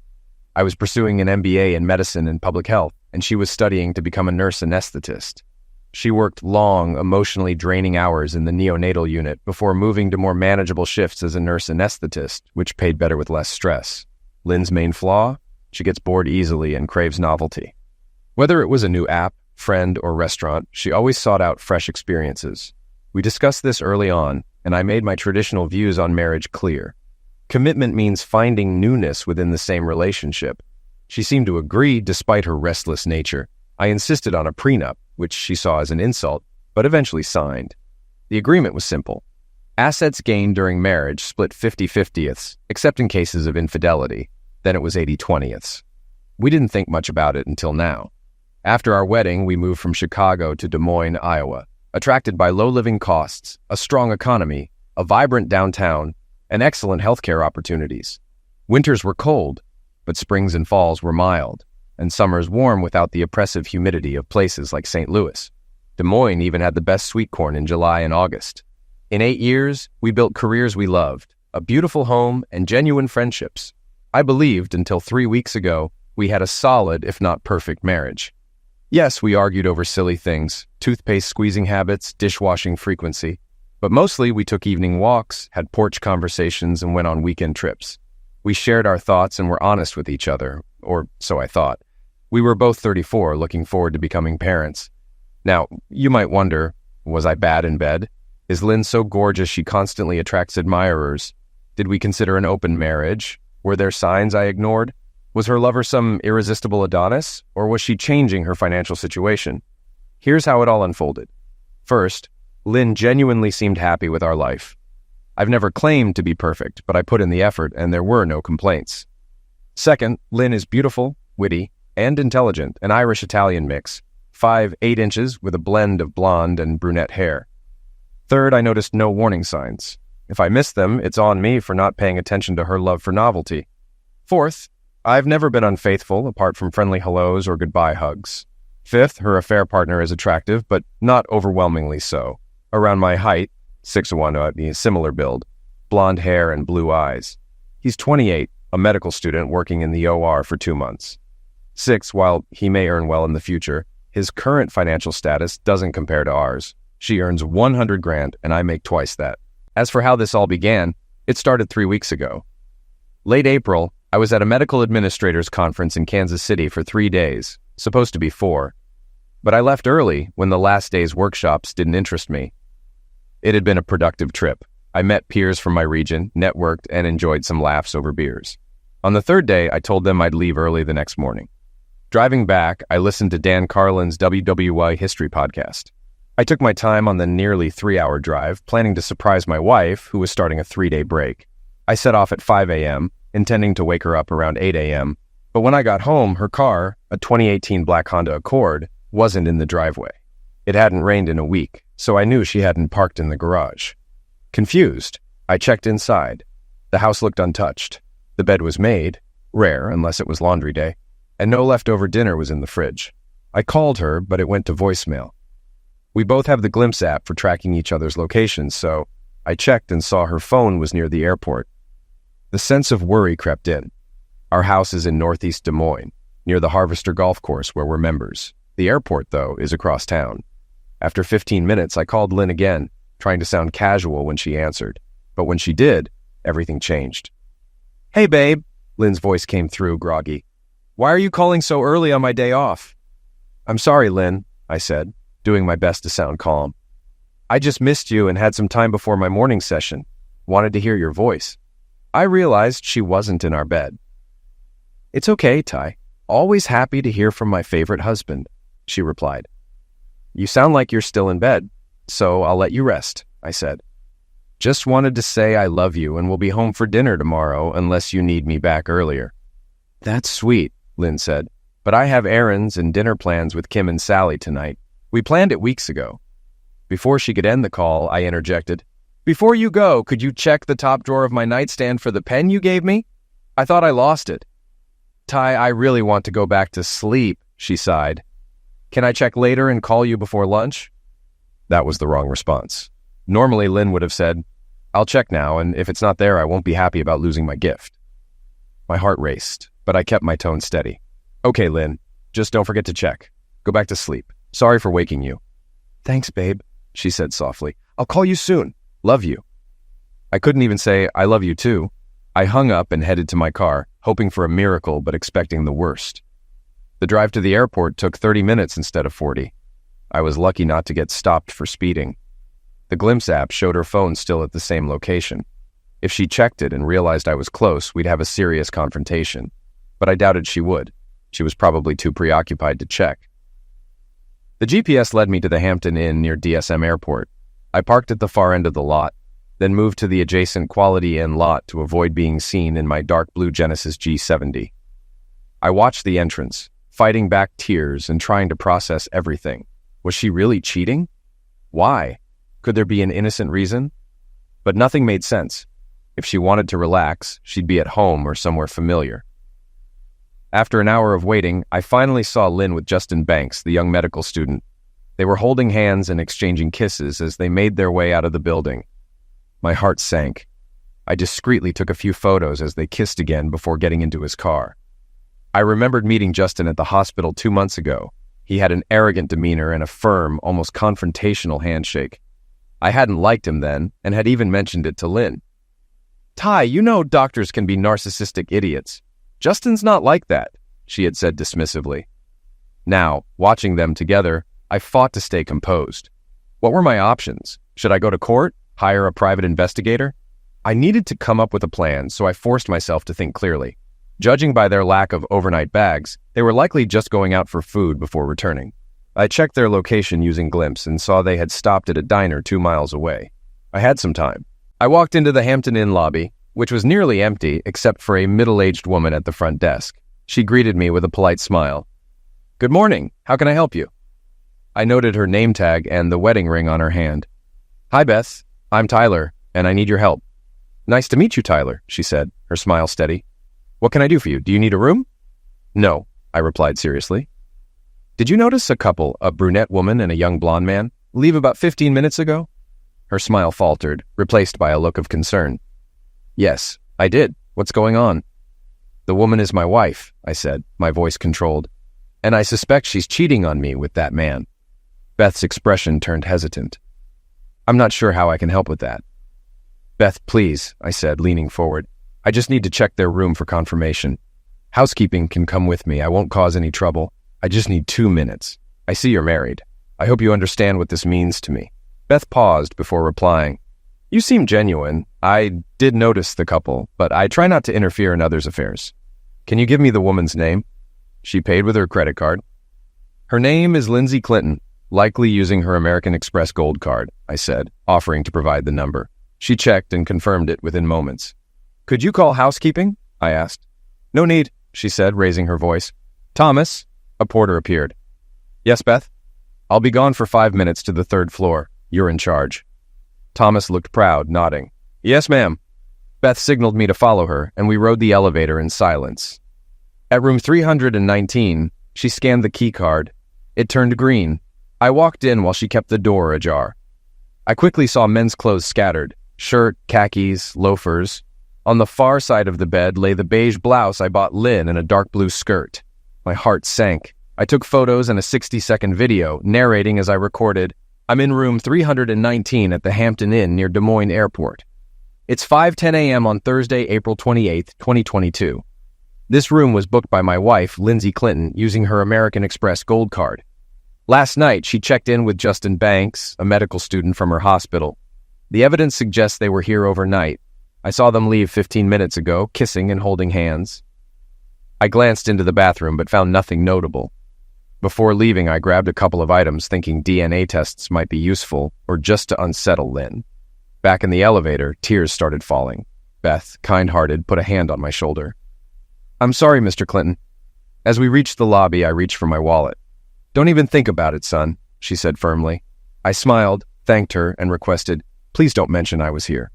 She smirked, winked, and said, I've never seen you before in my life. With my plan complete, I needed a next step. My limited legal knowledge suggested acting impulsively could backfire, even with the prenup. The good news? I wasn't due home until late Friday night, giving me time to plan. I drove 30 miles southeast to Winterset and sat at Rudy's restaurant on John Wayne Drive. This was Wayne's hometown, known for its small museum. My dad, a die-hard John Wayne fan, had brought my brother and me here often. In my booth, I noticed a quote from the shootist on the wall. I won't be wronged, I won't be insulted, I won't have my hand raised on me. I don't do that to other people, and I require the same from them. I chuckled, muttering, Damn right, Pilgrim. The waitress, catching my impression, rolled her eyes and joked, So, young man, want some food? I ordered coffee and a big breakfast, finding brief comfort in a simple meal. As I ate, I read articles on infidelity. Experts suggested this wasn't a one-time thing. Their behavior was too comfortable for that. Statistically, women rarely cheat just once, so this had likely been ongoing. But I needed proof, and I wasn't staying with a cheating wife. Forgiveness was possible, but trust was gone. I planned to hire help for evidence and get legal and financial advice. I also needed an STD test. Justin Banks was likely exposed too. With about 36 hours to act, I was ready. After leaving a generous $50 tip for my $16 meal, I texted Lynn. Found my pen in my bag. Sorry, she replied. Lucky for you. I wanted to respond angrily, but settled for a simple, uh-huh. 2 hours later, I found myself at the offices of Templeton, Sharp, and Schaefer. Ed Templeton, whom I had met at a charity event, sat across from me, listening intently as I recounted my story. I'm sorry to hear that, Tyler, Ed said sympathetically. Thanks, Ed, I replied. This situation is complicated legally. Not having kids simplifies things somewhat, but without clear fault, the court may push for counseling. If your prenuptial agreement is solid, you could mitigate financial loss.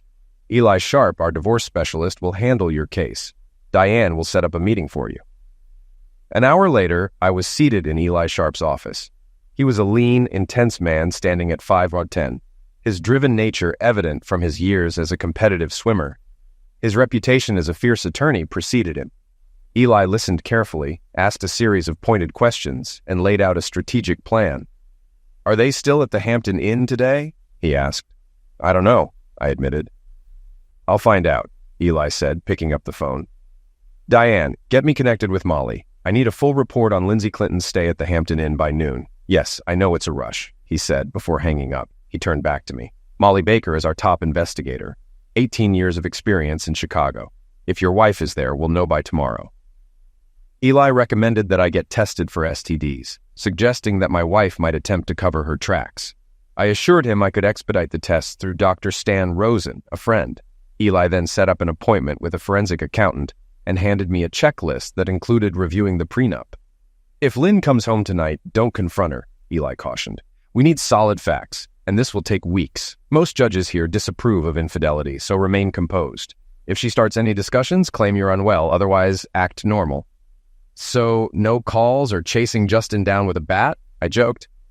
"Exactly, no rash actions. Can you manage that?" Eli asked.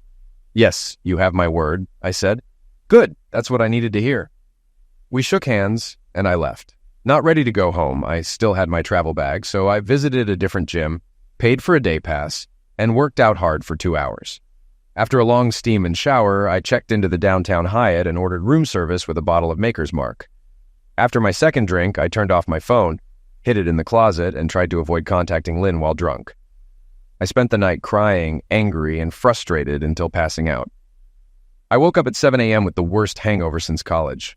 A sip of whiskey from my Yeti helped, and after a shower, I felt more human. I spent an hour at Starbucks working on my financial report, then met Dr. Stan Rosen by 8:30.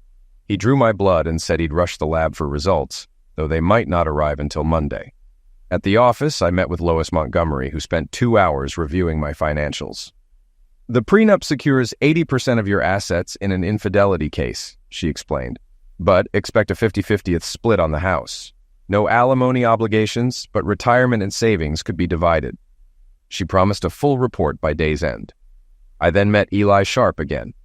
He was talking to Molly Elkington, a sharp-eyed woman with short brown hair. Her firm handshake and the tool on her belt made it clear she was not to be trifled with. After brief introductions, she got straight to business. "Mr. Clinton, your wife is involved with Justin Banks. Thanks to Beth, we installed audio-visual surveillance at the Hampton Hotel," she said. "Beth also mentioned she has a lovely niece in Cedar Bluffs, in case you're interested someday." Molly handed me a folder. "This contains photos and a video on a thumb drive. I suggest you don't look at them unless prepared for the impact." Molly summarized their activities. They checked in at 1 p.m., left for dinner at 6, returned by 8, and checked out around 10. She handed over the evidence, expressed her sympathy, and left. Sharp poured me a shot of Knob Creek to steady my nerves, which I downed in one go. We talked through the next steps, and I updated him on my blood tests. He asked, "What's your ultimate goal, Tyler? What matters most when this is over?" I paused. "I need to leave as soon as possible. I can stay calm and avoid rash actions, but being near her makes me sick. Please make sure the prenup terms are upheld. I can accept splitting the house and minor assets, but I don't want her benefiting financially at my expense. I also want to maintain my dignity and ensure everyone knows she was unfaithful. I don't want to involve the hospital, as I work there too, but I want it known that we broke up because of her affair with Justin Banks. And if there's any way to damage his career, I'd love for him to end up working somewhere far from here." Sharp nodded. "The prenup should hold. We'll make sure the reason for the breakup is known, but the court may still suggest counseling if your wife fights the divorce. Her lawyer might try to drag it out, hoping to wear you down. As for Banks, the hospital could take action if they have behavioral standards, but don't get your hopes up." He continued, "You'll need to go home soon. You might manage to stay away this weekend, but you'll have to return and act normal. If she suspects anything, she could act before we're ready. And remember, stay away from Banks. If you need help staying in control, I'll have Molly assign someone to watch over you." "I promise I'll keep it together," I said, even if it meant clenching my jaw until it hurt. I left Sharp's office on Friday afternoon and sat in my car, trying to think of how to go home without spilling everything.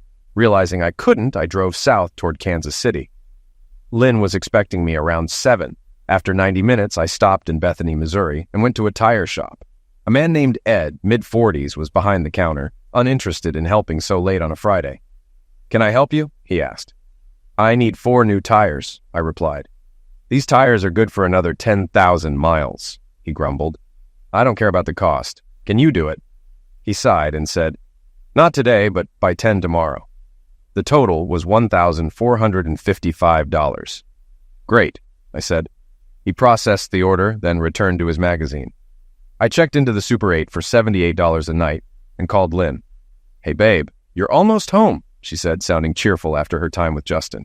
"Sorry, Lynn, I hit debris and blew 2 tires. I'm stuck in Bethany, Missouri until tomorrow."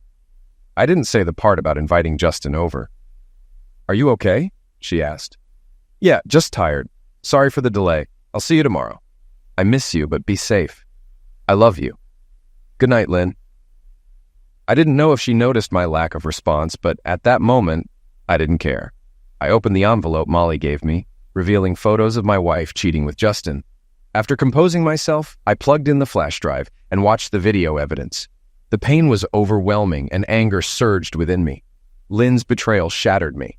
In 8 years of marriage, I'd never seriously considered being with another woman. Sure, I noticed attractive women, but breaking my vows was never an option. Lynn, who was offended by the prenup, now seemed selfish and only concerned with her own desires. The heartbreak was real, but my anger outweighed it. This wouldn't go unanswered. The coming weeks would be hard, but I'd play my part until I could leave, and Justin would face consequences too. The next morning, I grabbed fast food tacos for breakfast and washed it down with coffee. I headed to Ed's tire shop, where he seemed more cheerful, likely planning to sell my old tires for extra cash. By 11:30, my car had new tires, and I was out of excuses to delay going home.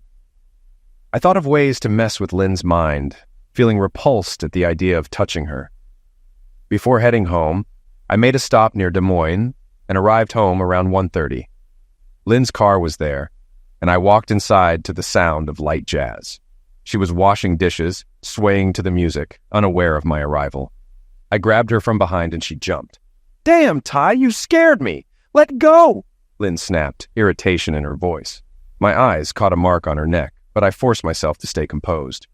"What the hell, Ty? Now I have a mark and I'll be embarrassed at work on Monday," she complained. "Just tell them your husband got too eager," I muttered, turning away before she could respond. I went upstairs, unpacked, showered, changed, and came back down. Lynn was at the table texting. When she looked up, the anger on her face had softened, but her eyes were distant. "Leave it, Lynn," I said. "I've been away longer than planned, thinking about you. I tried to be spontaneous, but you weren't impressed. You told me to hurry back. Sorry for misreading that. Enjoy your day. I'm leaving." Without waiting for a reply, I walked out, got in my car, and left. I went to the golf clubhouse, changed, and practiced hitting balls. I thought how single life might give me time to improve my game, but the thought was hollow. A few hours later, I sat in the locker room with a beer, chatting with some friends, including Tom Harris, an investment banker and close friend. While talking with Tom, I learned his wife, Connie, was in Denver visiting family, so I invited him to dinner. We went to Mulberry Stith Tavern at 4 p.m., had bourbon, and enjoyed burgers while watching the Cardinals-Mets game. For the first time in days, I felt a bit normal. We left around 7 p.m., and I checked my phone. Lynn had sent 6 texts, spaced 30 minutes apart. "Ty, I'm so sorry. Please come home so we can talk. Ty, where are you? Stop ignoring me. I know you're seeing these. Come home now." "What? Don't say I didn't try to reach out. I'm not the stubborn one here." I thought, no, you're just the lying, cheating one, but said nothing and went to a movie, Firestar, about a girl who could start fires with her mind. The movie ended around 10 p.m., and I drove home. Lynn's car was gone, likely because she was with Justin. I returned to the club for a few drinks and came home around 11:30 p.m. She was already in bed, waiting for me. "Thanks for ignoring my texts." "Where were you?" she demanded. "I went to the club, had dinner with Tom, watched a movie, came home, went back to the club when you weren't here, and then came back." "And you?" I asked. "Nowhere in particular," she replied. "Been with anyone?" I pressed further. "No, just met a friend at the coffee shop." "Who?" I challenged. "Does it matter?" Lynn deflected. "We need to talk about earlier." "All right, talk," I said, my tone even. "I'm sorry for how I reacted. Your aggression scared me and felt disrespectful. Respect is an important part of my love for you, and I didn't feel it today." "Lynn, you've been asking me to spice things up. I thought that meant you wanted something more intense physically. If not, then explain." "I meant romantic gestures, like a candlelit dinner or a weekend getaway," she clarified. "We've been doing that for years, Lynn. Your explanation doesn't add up." "It's true, but I meant in new places," she said, trying to shift the narrative. "That's nonsense. You're changing the story to make me look bad. If you've changed your mind, just say it, but don't lie." "Why are you taking this so literally? I didn't want things to be rough or leave marks," she said, frustration creeping into her voice. "Do you even remember what you were wearing during that conversation?" I asked. "What? No. Why does that matter?" "It shows context. You dressed up and we were engaged for an hour. Are you saying you want romance without passion? No husband would interpret it differently. You're twisting things to make me wrong. Let's just drop it, Ty. Come to bed and hold me," she said, her tone softening. I'm sorry, but that won't work. I'll respect your boundaries, but don't make this solely my fault. You're more worried about people noticing the mark than my feelings. I won't pretend I'm in the wrong. Good night, Lynn, I said, turning to leave for the guest room. Ty, come back. I'm not done talking, she called after me. Damn it, I muttered under my breath, ignoring her. I kept my distance, confident that my strategy of FWLH, fake withdrawal, limited hostility, was working. Lynn didn't suspect I knew about her affair. Sunday was tense and cold. We avoided each other entirely. I spent the day at the club and working in the yard. That night, I went to bed early. When Lynn entered later, her anger was palpable. I'm not sleeping here until you apologize, Ty, she said firmly. That's fine, Lynn. We'll take turns. Tonight, I'm staying here.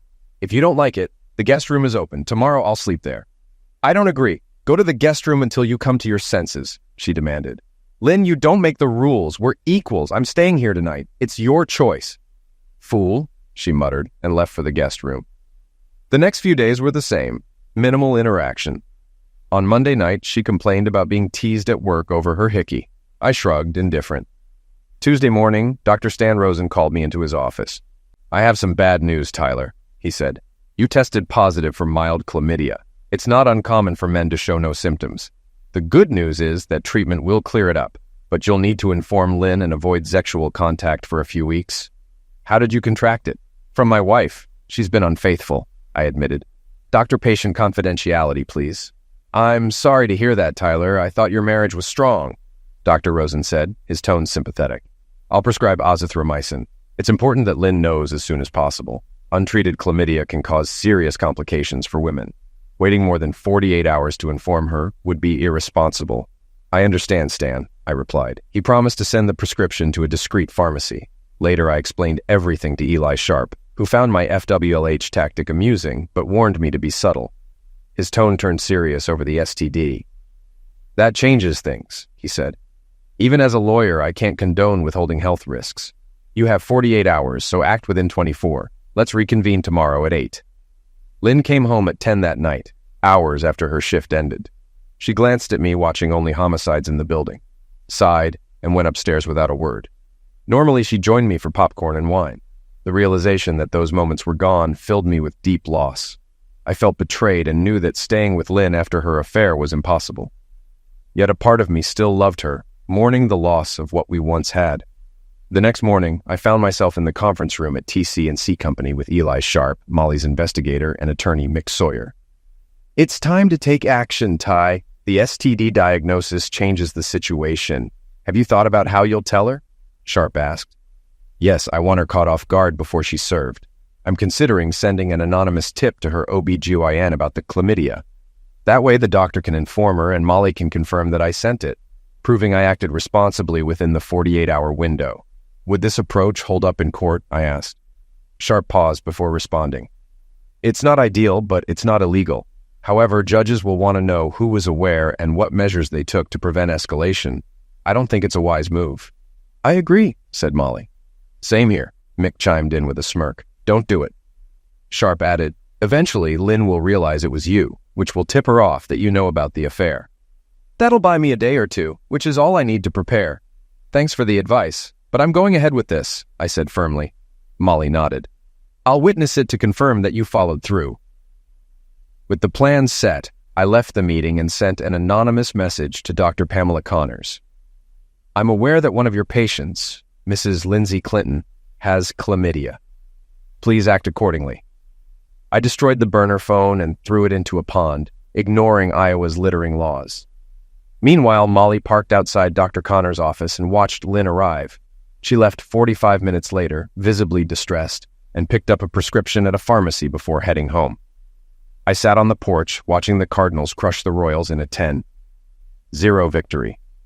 Lynn walked past me without a word and headed upstairs. Later, she came outside, looking fresh from a shower. Ty, can we call a truce? She asked. How would that work, Lynn? I replied. Let's just end the argument, she said. I don't think that's enough. Why Ty? She asked, her voice tinged with curiosity, likely unsettled by the news from her doctor. I'm willing to forgive, but I've apologized multiple times for misunderstanding your spice it up comment. You haven't admitted any fault. If we just move on now, it feels like I'm the one who loses. I think we're both responsible, but you don't seem to see it that way. Fine, she said, a hint of irritation in her voice. I'm sorry. Happy now? No, Lynn. I know when you're not sincere. You're saying the right words, but your tone doesn't match. Prove me wrong, show me where you believe you were at fault, and we can move forward. She looked at me briefly, and for a moment there was a flicker of sadness in her eyes. I thought she might confess. Maybe I'd misjudged her and she was ready to apologize. Could I forgive her and save our marriage? The idea scared me, but I didn't need to worry. Her expression shifted to one of defiance. She still blamed me. That's when I knew it was really over. You're so stubborn, Tyler. I apologized, but it's never enough for you. If this doesn't get fixed, it's on you, she said. Well, Lindsay Abbott Simon, I said, using her maiden name. I can hear the right words, but I know you don't mean them. If you can find one friend who agrees I'm being unreasonable and that you've done nothing wrong, I'll accept it. She glared at me, stood up, and stormed inside. I let out a deep sigh. It had been almost a week since I discovered her betrayal, and the next couple of weeks would be difficult. The following morning, I was in my boss's office. Connie Silverton, Unity's tough but fair CEO, listened intently as I explained my personal situation. Tyler, I'm sorry to hear that. Divorce is difficult. I know from watching my parents go through it, but I need to know you'll stay focused and committed to your work here at Unity, she said. Connie, I'm hurt but not broken. I won't let this affect my career or my dedication to the company, I assured her. Good. There's a hospital CFO conference in DC next week. Normally, I'd pass on having you attend due to budget constraints, but I think this time it would be beneficial. It runs Monday to Thursday. If you want, you can visit your family on the East Coast over the weekend, but you'd need to cover those expenses yourself, she said. Deal. I'd hug you, but I don't want Mike to get jealous, I said, attempting a light joke. She smiled warmly.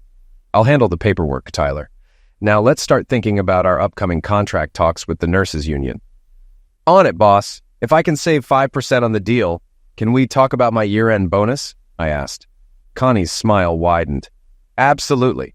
Her serious look signaled our meeting was over. I only needed to get through 3 days before the conference. I stayed focused, even managing to frustrate Jody Meyer, the nurses union rep, by rejecting their latest offer. Let her stew over the weekend, I thought. On the way home, I called my dad and brother to let them know I'd be in the area and wanted to see them. They promised to make time, despite the short notice. I didn't share my troubles yet, but knew they'd support me. Before heading home, I called attorney Eli Sharp, who said this was a great time to have Molly's team gather more evidence on Lynn's affair. When I got home, Lynn wasn't there, which was unusual, but nothing had been normal for over a week. It was her second day off, and we had no plans. For all I knew, she could have been with Justin or someone else. The idea that there could be others hit me hard. I decided to go for a run. Running a few miles a couple of times a week had always helped clear my head. Today, I pushed harder, trying to tire myself out enough to sleep. My world was collapsing, and running allowed me to think. Lynn's betrayal weighed heavily on me. Just 9 days ago, I thought she loved me as much as I loved her. Her broken vows shook me deeply. Is any of this my fault? I wondered, as I tackled the first hill. Maybe I had been too focused on work and not on our marriage. Other questions surfaced. How would she react? Would she confess or make excuses? Would she ask for forgiveness? I knew I couldn't stay with her after such a betrayal. How would I handle seeing her at work? Would her presence with other men anger me? I doubted she would leave town. She'd likely stay and try to prove divorcing her was a mistake. Reaching the second hill, I realized I wasn't running hard enough if I still had energy to think. By the time I finished, I was exhausted, which was the goal. I cooled down for 20 minutes, showered, and settled in the hot tub with a beer. Lynn was still absent. By 11 p.m., after dinner and 2 Ted Lasso episodes, I went to bed. Lynn didn't come home or contact me. It was the first time we'd gone over 12 hours without knowing where the other was. I took melatonin and Motrin for my sore collarbones and slept until 7 a.m. The next morning, I noticed her door was shut. She must have come home late. I heard nothing inside. I had coffee, bagels, showered, changed, and headed to the golf course. The late May weather in Des Moines was perfect. I played 18 holes with friends and had lunch. By 3 p.m., I ran out of reasons to stay away and drove home. Neither of us reached out that day. When I got home, she was gone, and the same pattern repeated. Sunday morning, I prepped for my 4 p.m. flight to D.C. I spent the morning working in the yard, something we used to do together. Lynn showed up around 11 a.m., glanced at me through the door, and went inside. Forget this, I thought. If she wanted to stay silent, so be it. but I wasn't letting her control things. I left for the airport without leaving a note or message. I doubted she'd even notice I was gone, but I hoped she would. And I half hoped she'd bring Justin over and add to her betrayals. On Tuesday, two significant events occurred. First, Eli called to inform me that Mary's team had gathered new photos and videos of Lynn and Justin Banks. It was clear their relationship was thriving. The second event was unexpected. A text from Lynn, and it was far from friendly. "Where are you?" she wrote. "In Washington," I replied. "What? You inconsiderate fool, when were you planning to tell me?" she shot back. "I would have if you'd been home before 1 or 2 a.m. and actually spoken to me. Where were you on Friday and Saturday night?" I asked. She ignored my question. "I was worried sick. Why didn't you text me?" she wrote. "I did, and you didn't respond. Did you call the police if you were so worried?" I countered. "No, but you're still an a-hole for not communicating," she said. "Did you reach out to my boss, my dad, my brother, or any of my friends to check on me?" I pressed. "I reached out to people. Don't try to put this on me," she responded defensively. "Name them," I demanded. "I'm not going to stand for your insults," she replied. "Well, Lynn, you might think I'm insensitive, but at least I'm not a liar like you. If you truly cared, you would have reached out properly, and you didn't. So do you want to explain where you've been or confess anything?" I challenged. "You're impossible, Ty. You're just pissing me off," she snapped. "You can't tell the truth or take responsibility, Lynn. One last thing. Screw you," I wrote before ending the conversation. She didn't respond. Was she realizing I knew something? Did she feel guilty? I was sweating and breathing hard as if I'd worked out. I collected myself, showered, and went to the conference. The week passed, considering my marriage was over, and I was an emotional wreck. I made some good connections and attended useful panels. The weekend with my dad and brother was supportive but tough. My dad couldn't relate to Lynn's betrayal. He had loved my late mom faithfully for 41 years. My brother Elliot's marriage was strong and loving, so he too couldn't fully understand. Still, we played golf, watched a Nationals game, and had a great lunch. Spending time with my nephews was comforting. Sunday night came fast. At Reagan, my dad hugged me and said, "It hurts, son, but you'll get through this. Lynn's shown who she is. Keep moving forward, one day at a time." "I know, Dad," I whispered. He hugged me again, then drove off. I landed in Des Moines around noon and headed straight to the office to check in and see if Jody Meyer's negotiation stance had shifted. Her new offer was more favorable, indicating that the nurses wanted to avoid a prolonged strike and trusted unity to be fair. Before leaving, I peeked into Connie's office. She looked up, giving me her usual expression that said, "What now?" I grinned. "Hey, boss. Thanks for letting me go last week. It was worth it. Visiting my family really helped," I said. "Don't care. Have you done anything useful since you've been back?" she replied, her tone dry. "Not much yet, but we're close to a deal with the nurses," I said. "Don't thank me. Get out and come back when you have something concrete," she said, a hint of playfulness in her voice. Her teasing felt reassuring, grounding me. Just before stepping out, I paused. "Hey, boss," I said. "What?" she replied. "I love you too," I said with a grin. I ducked out as Connie playfully threw her pen at me. Working with people I respected was healing in its own way. Maybe Dad was right. Maybe the pain would eventually start to fade. On the drive home, I called Eli Sharp for an update. He picked up promptly. "Come by at 7 a.m. tomorrow, Ty. We're ready to move forward.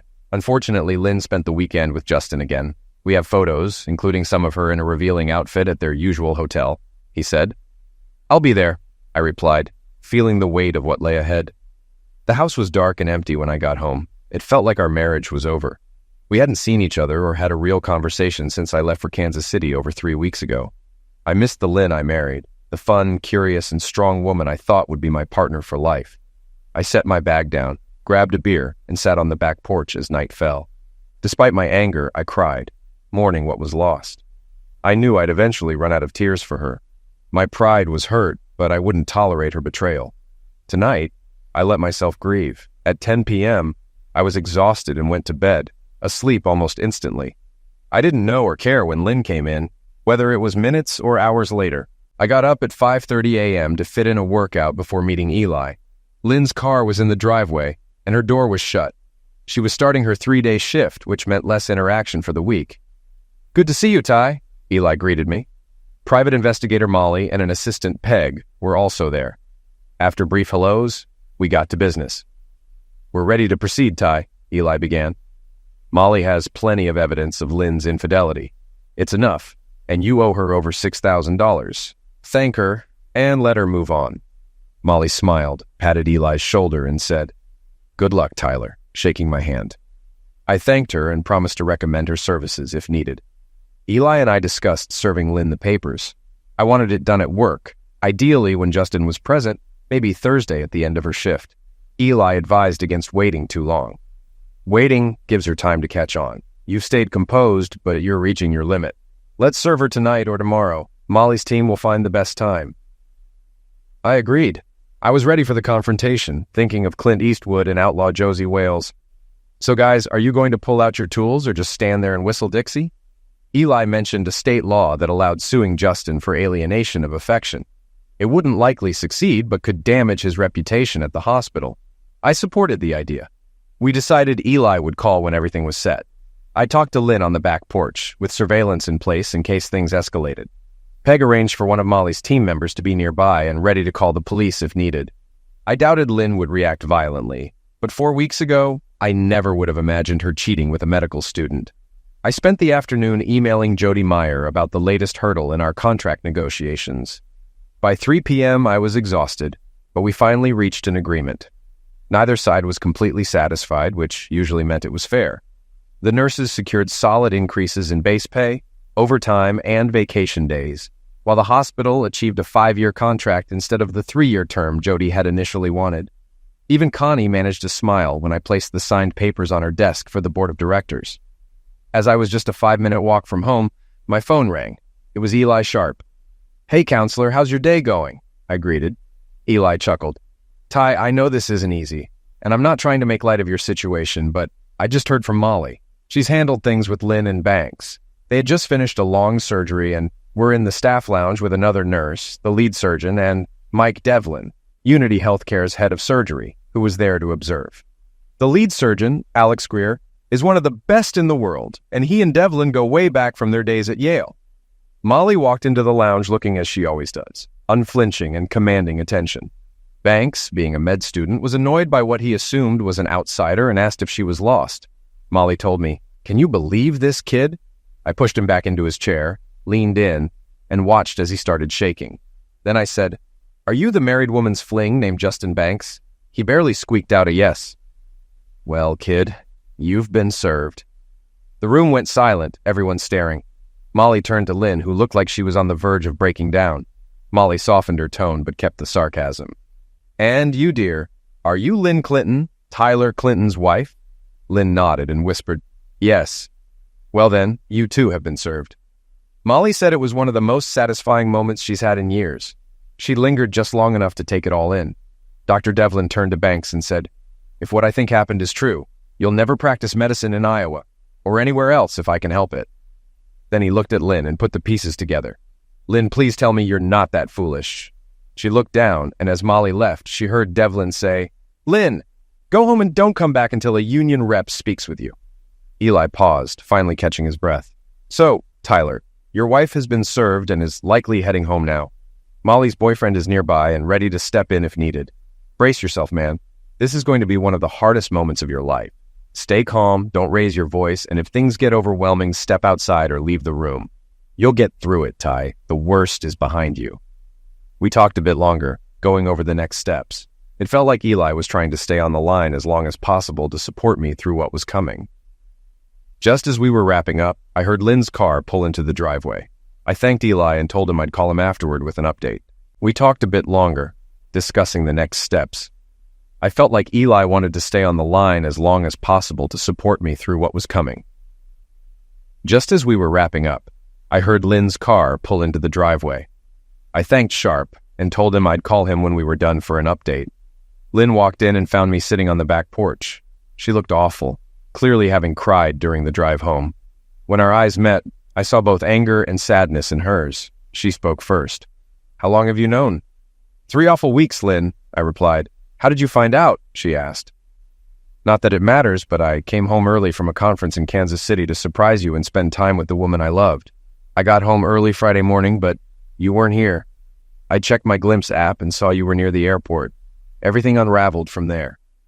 "That morning when you called me about the pen, you lied. You set me up," she said, her voice shaky.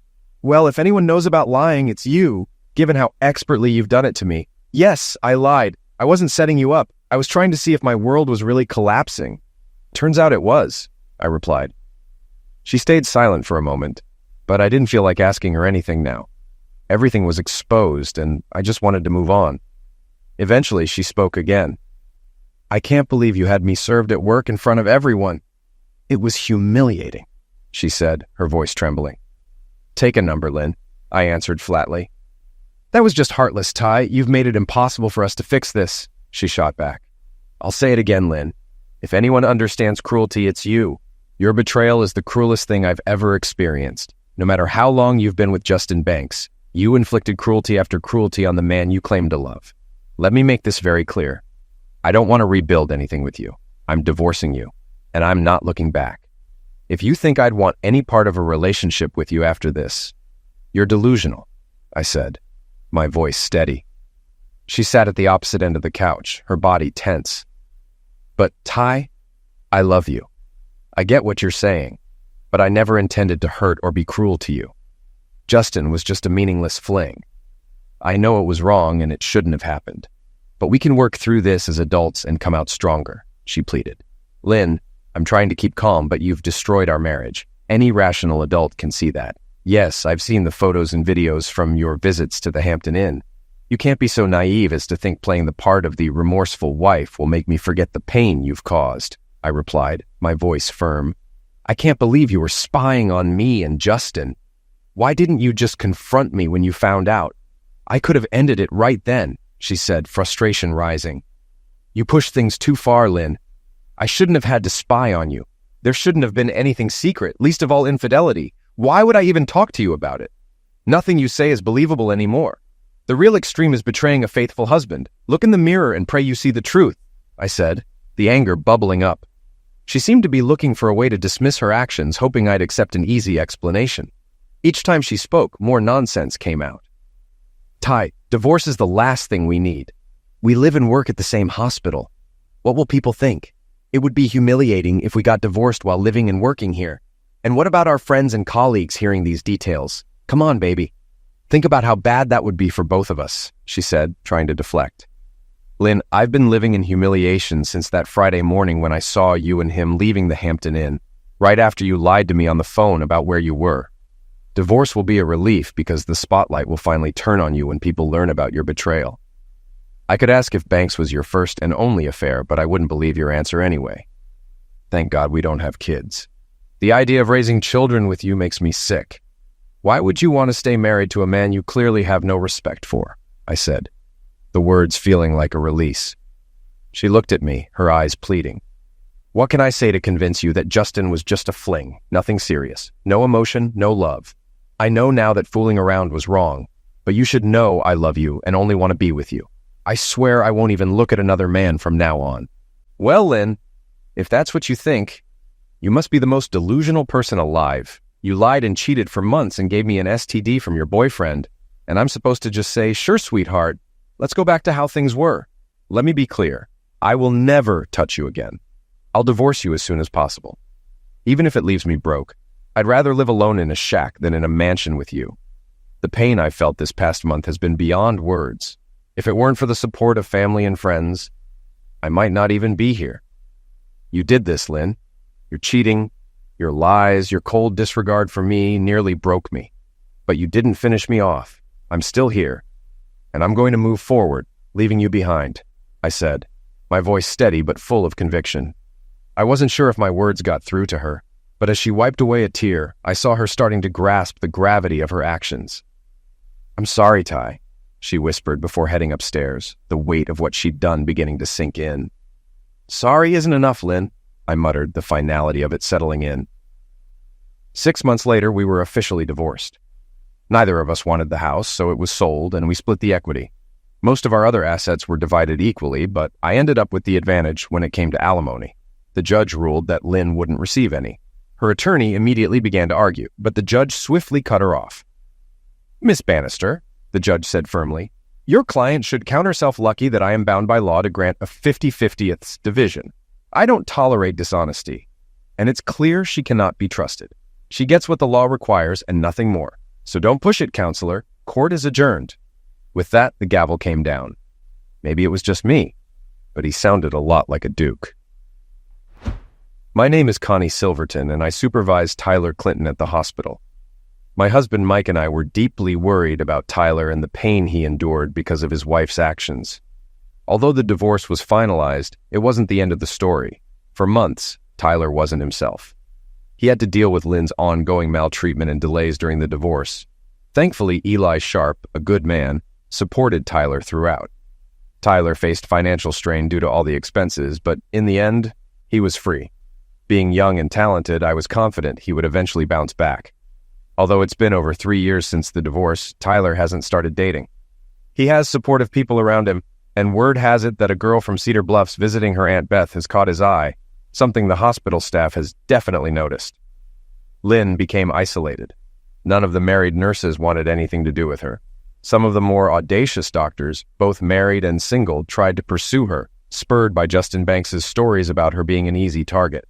6 months after her divorce, she resigned. She relocated to Denver and began working at a hospital there.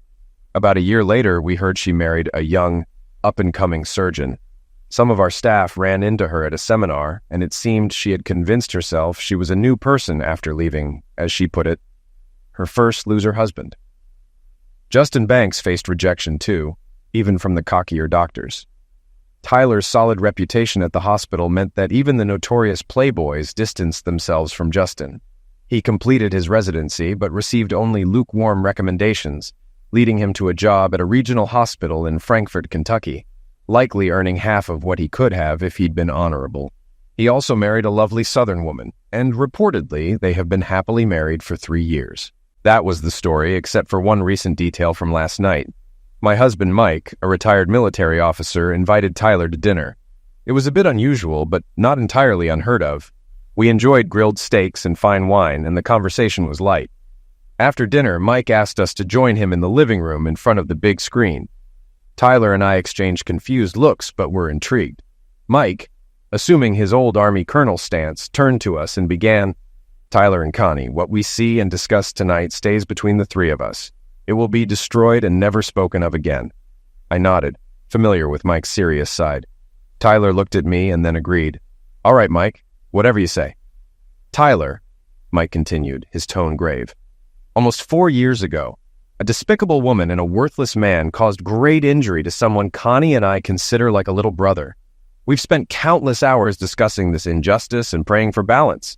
I have friends and contacts in government, and during my 24 years of service, I've accumulated many favors.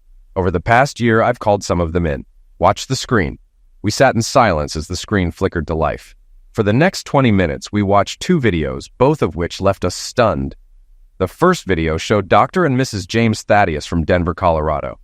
Mrs. Thaddeus, formerly Lynn Clinton, was sobbing and yelling at her husband. "You fool! How could you do this? I've been faithful since we married, and today I receive a video of you cheating at the Hampton Inn. You fool! I hate you. How could you destroy our relationship? Get out of my house now!" she screamed. As Dr. Thaddeus stood and left, Lynn remained, sobbing uncontrollably. She then picked up an envelope, opened it, and read aloud, "Betrayal hurts like a witch, doesn't it? Strumpet." The second video showed Justin Banks standing outside his home in Kentucky, in a quiet, isolated neighborhood. His tearful Southern wife stood next to him, holding glossy 8x10 photos of him cheating. 3 large men, one in a sheriff's uniform, approached Banks. "So, fool, did you think you could betray our sister and walk away?" one of the men spat. "There won't be enough left of you to identify if your remains are ever found." Mike turned off the screen and looked at us. We sat in stunned silence, trying to process what we had just seen. Banks wept. Before the screen went dark, the man in uniform said, "Tyler Clinton's friend, Colonel Silverton, sends his regards." The final scene showed the beautiful young woman from the video and photos. She smiled into the camera and said, "Mission accomplished." Story 4. My girlfriend gave me a free pass to cheat after she accidentally cheated, so I broke up with her. I, 20 male, and my girlfriend, 25 female, have been dating since I was 18. I felt a connection with her, and she was my first ever girlfriend, my first time and first everything. Our sex life was amazing, and I wouldn't have traded her for anything. But a few months ago, I went to a birthday party for a friend who was just turning 22. My girlfriend was busy and couldn't make it. Somehow, an image of me hugging the birthday girl, who, mind you, is a lesbian. It's like my girlfriend forgot, and videos of me giving her a piggyback ride to her cake made their way to my girlfriend. When I got home, she immediately confronted me and asked if I did anything. I said no and practically told her what I did, pointing out that I had texted her throughout the night and that my friend is a lesbian. But it still wasn't enough. She left me. To say the least, I was heartbroken. I smoked some Zaza and hung out with a few buddies of mine to cheer myself up, and it worked a little.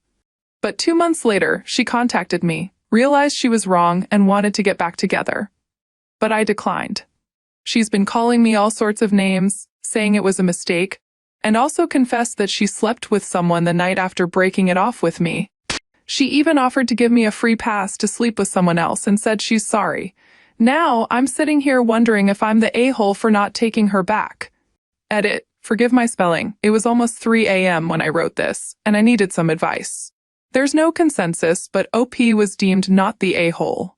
Here are some top comments. First up, she left to screw that other guy. Her reasoning was BS, and she knew it. Now, the new guy doesn't want her, and she wants to come back to her safe guy.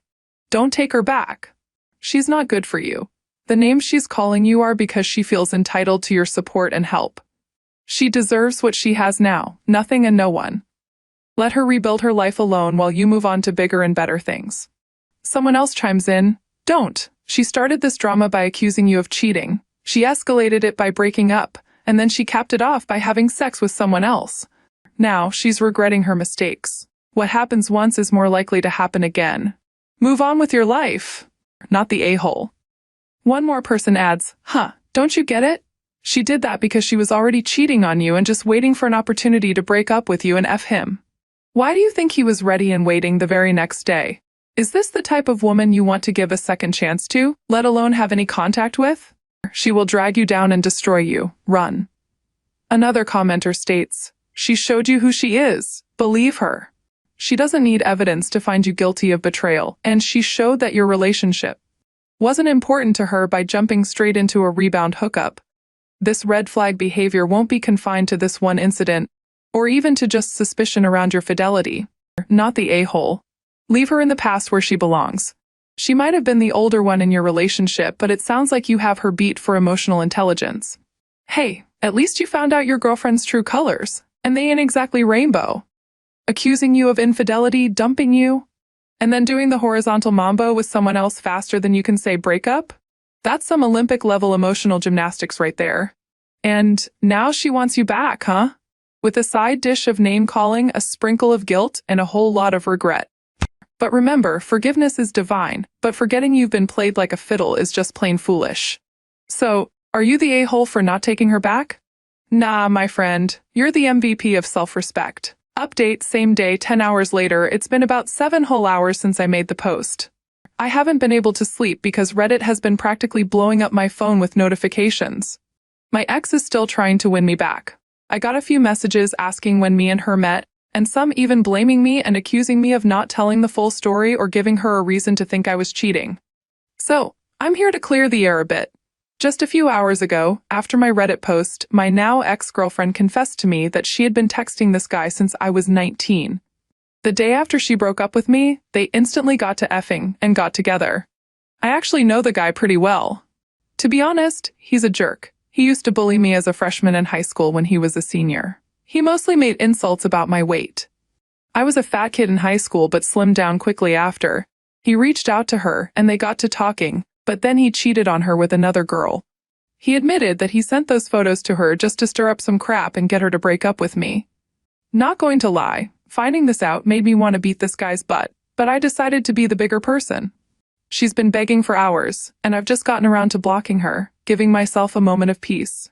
Regarding how me and my girlfriend met, I might have, or might not have, snuck into a party where alcohol was present. She approached me first, and I was honest about my age at the time, 17, but we still chatted, became friends, and eventually started dating a few months after I turned 18 because she and I had common interests. And she was cute. So I shot my shot. We started sleeping together on the third date, and the rest is history. During our dating period, I never hit on another girl nor cheated. I even shared my social media passwords with her to further prove my loyalty as she wanted. I got to see hers too, but I never really looked because I trusted her. Now that I've blocked her, I'm going to continue to heal. Maybe later I'll use that free pass like the comments suggested, with limited usage.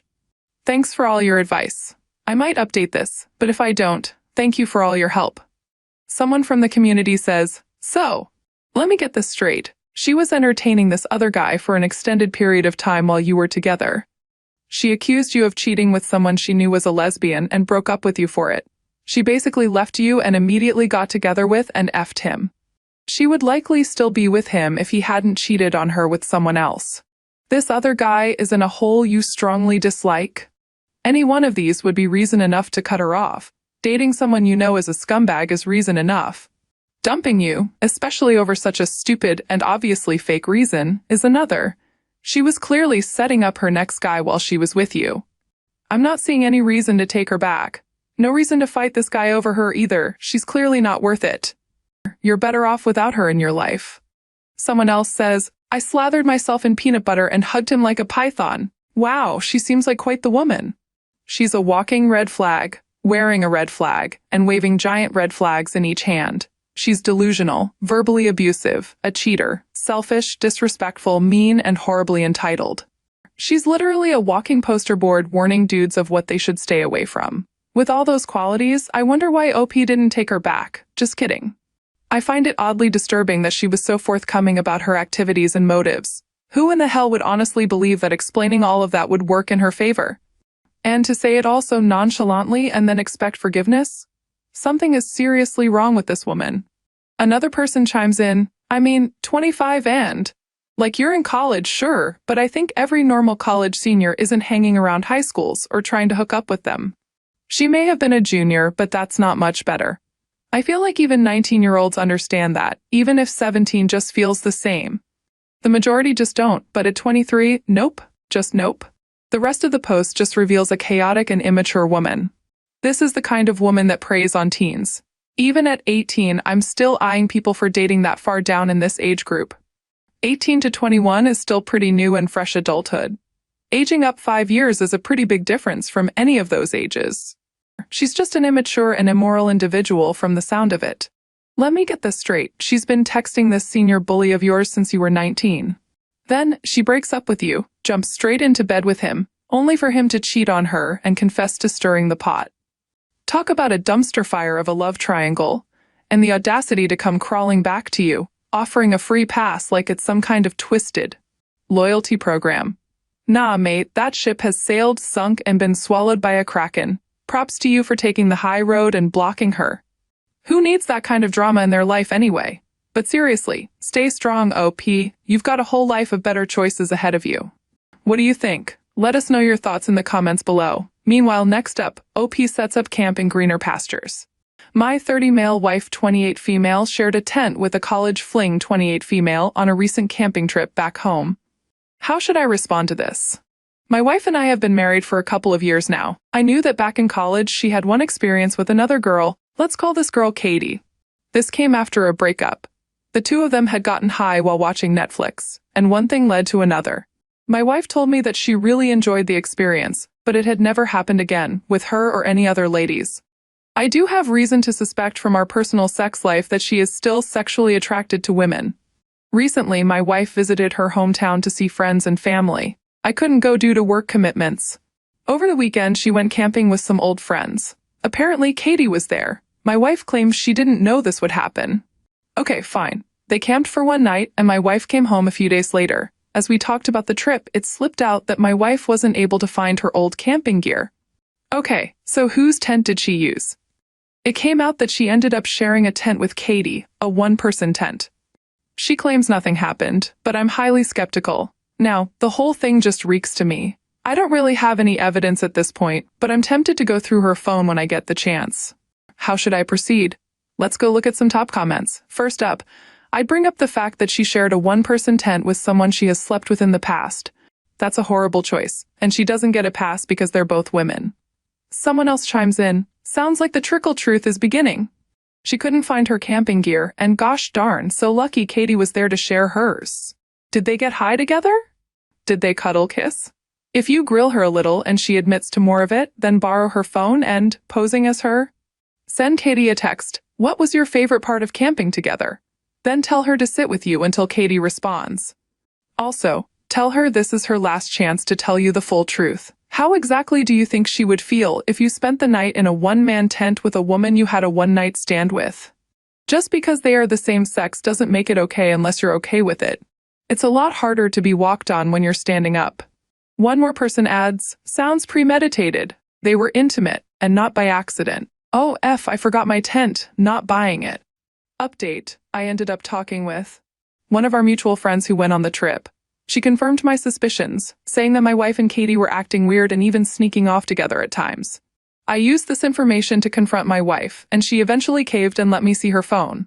I went through her texts with Katie and saw that they had been texting and flirting for the past few weeks, even sending each other provocative selfies and reminiscing about what happened on the camping trip.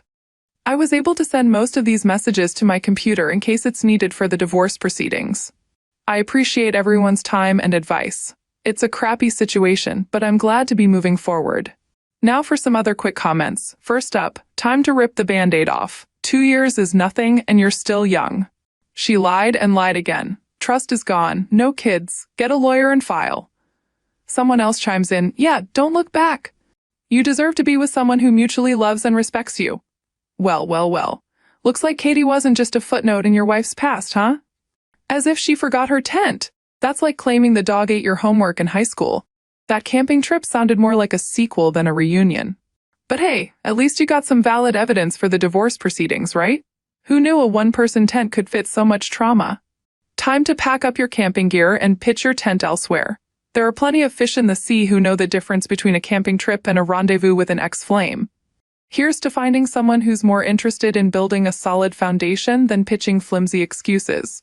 What do you make of this? Do you have a similar story? Share it with us in the comments below. And thank you for joining us today. Be sure to like, subscribe, and hit that notification bell so you don't miss out on our next video. Until next time.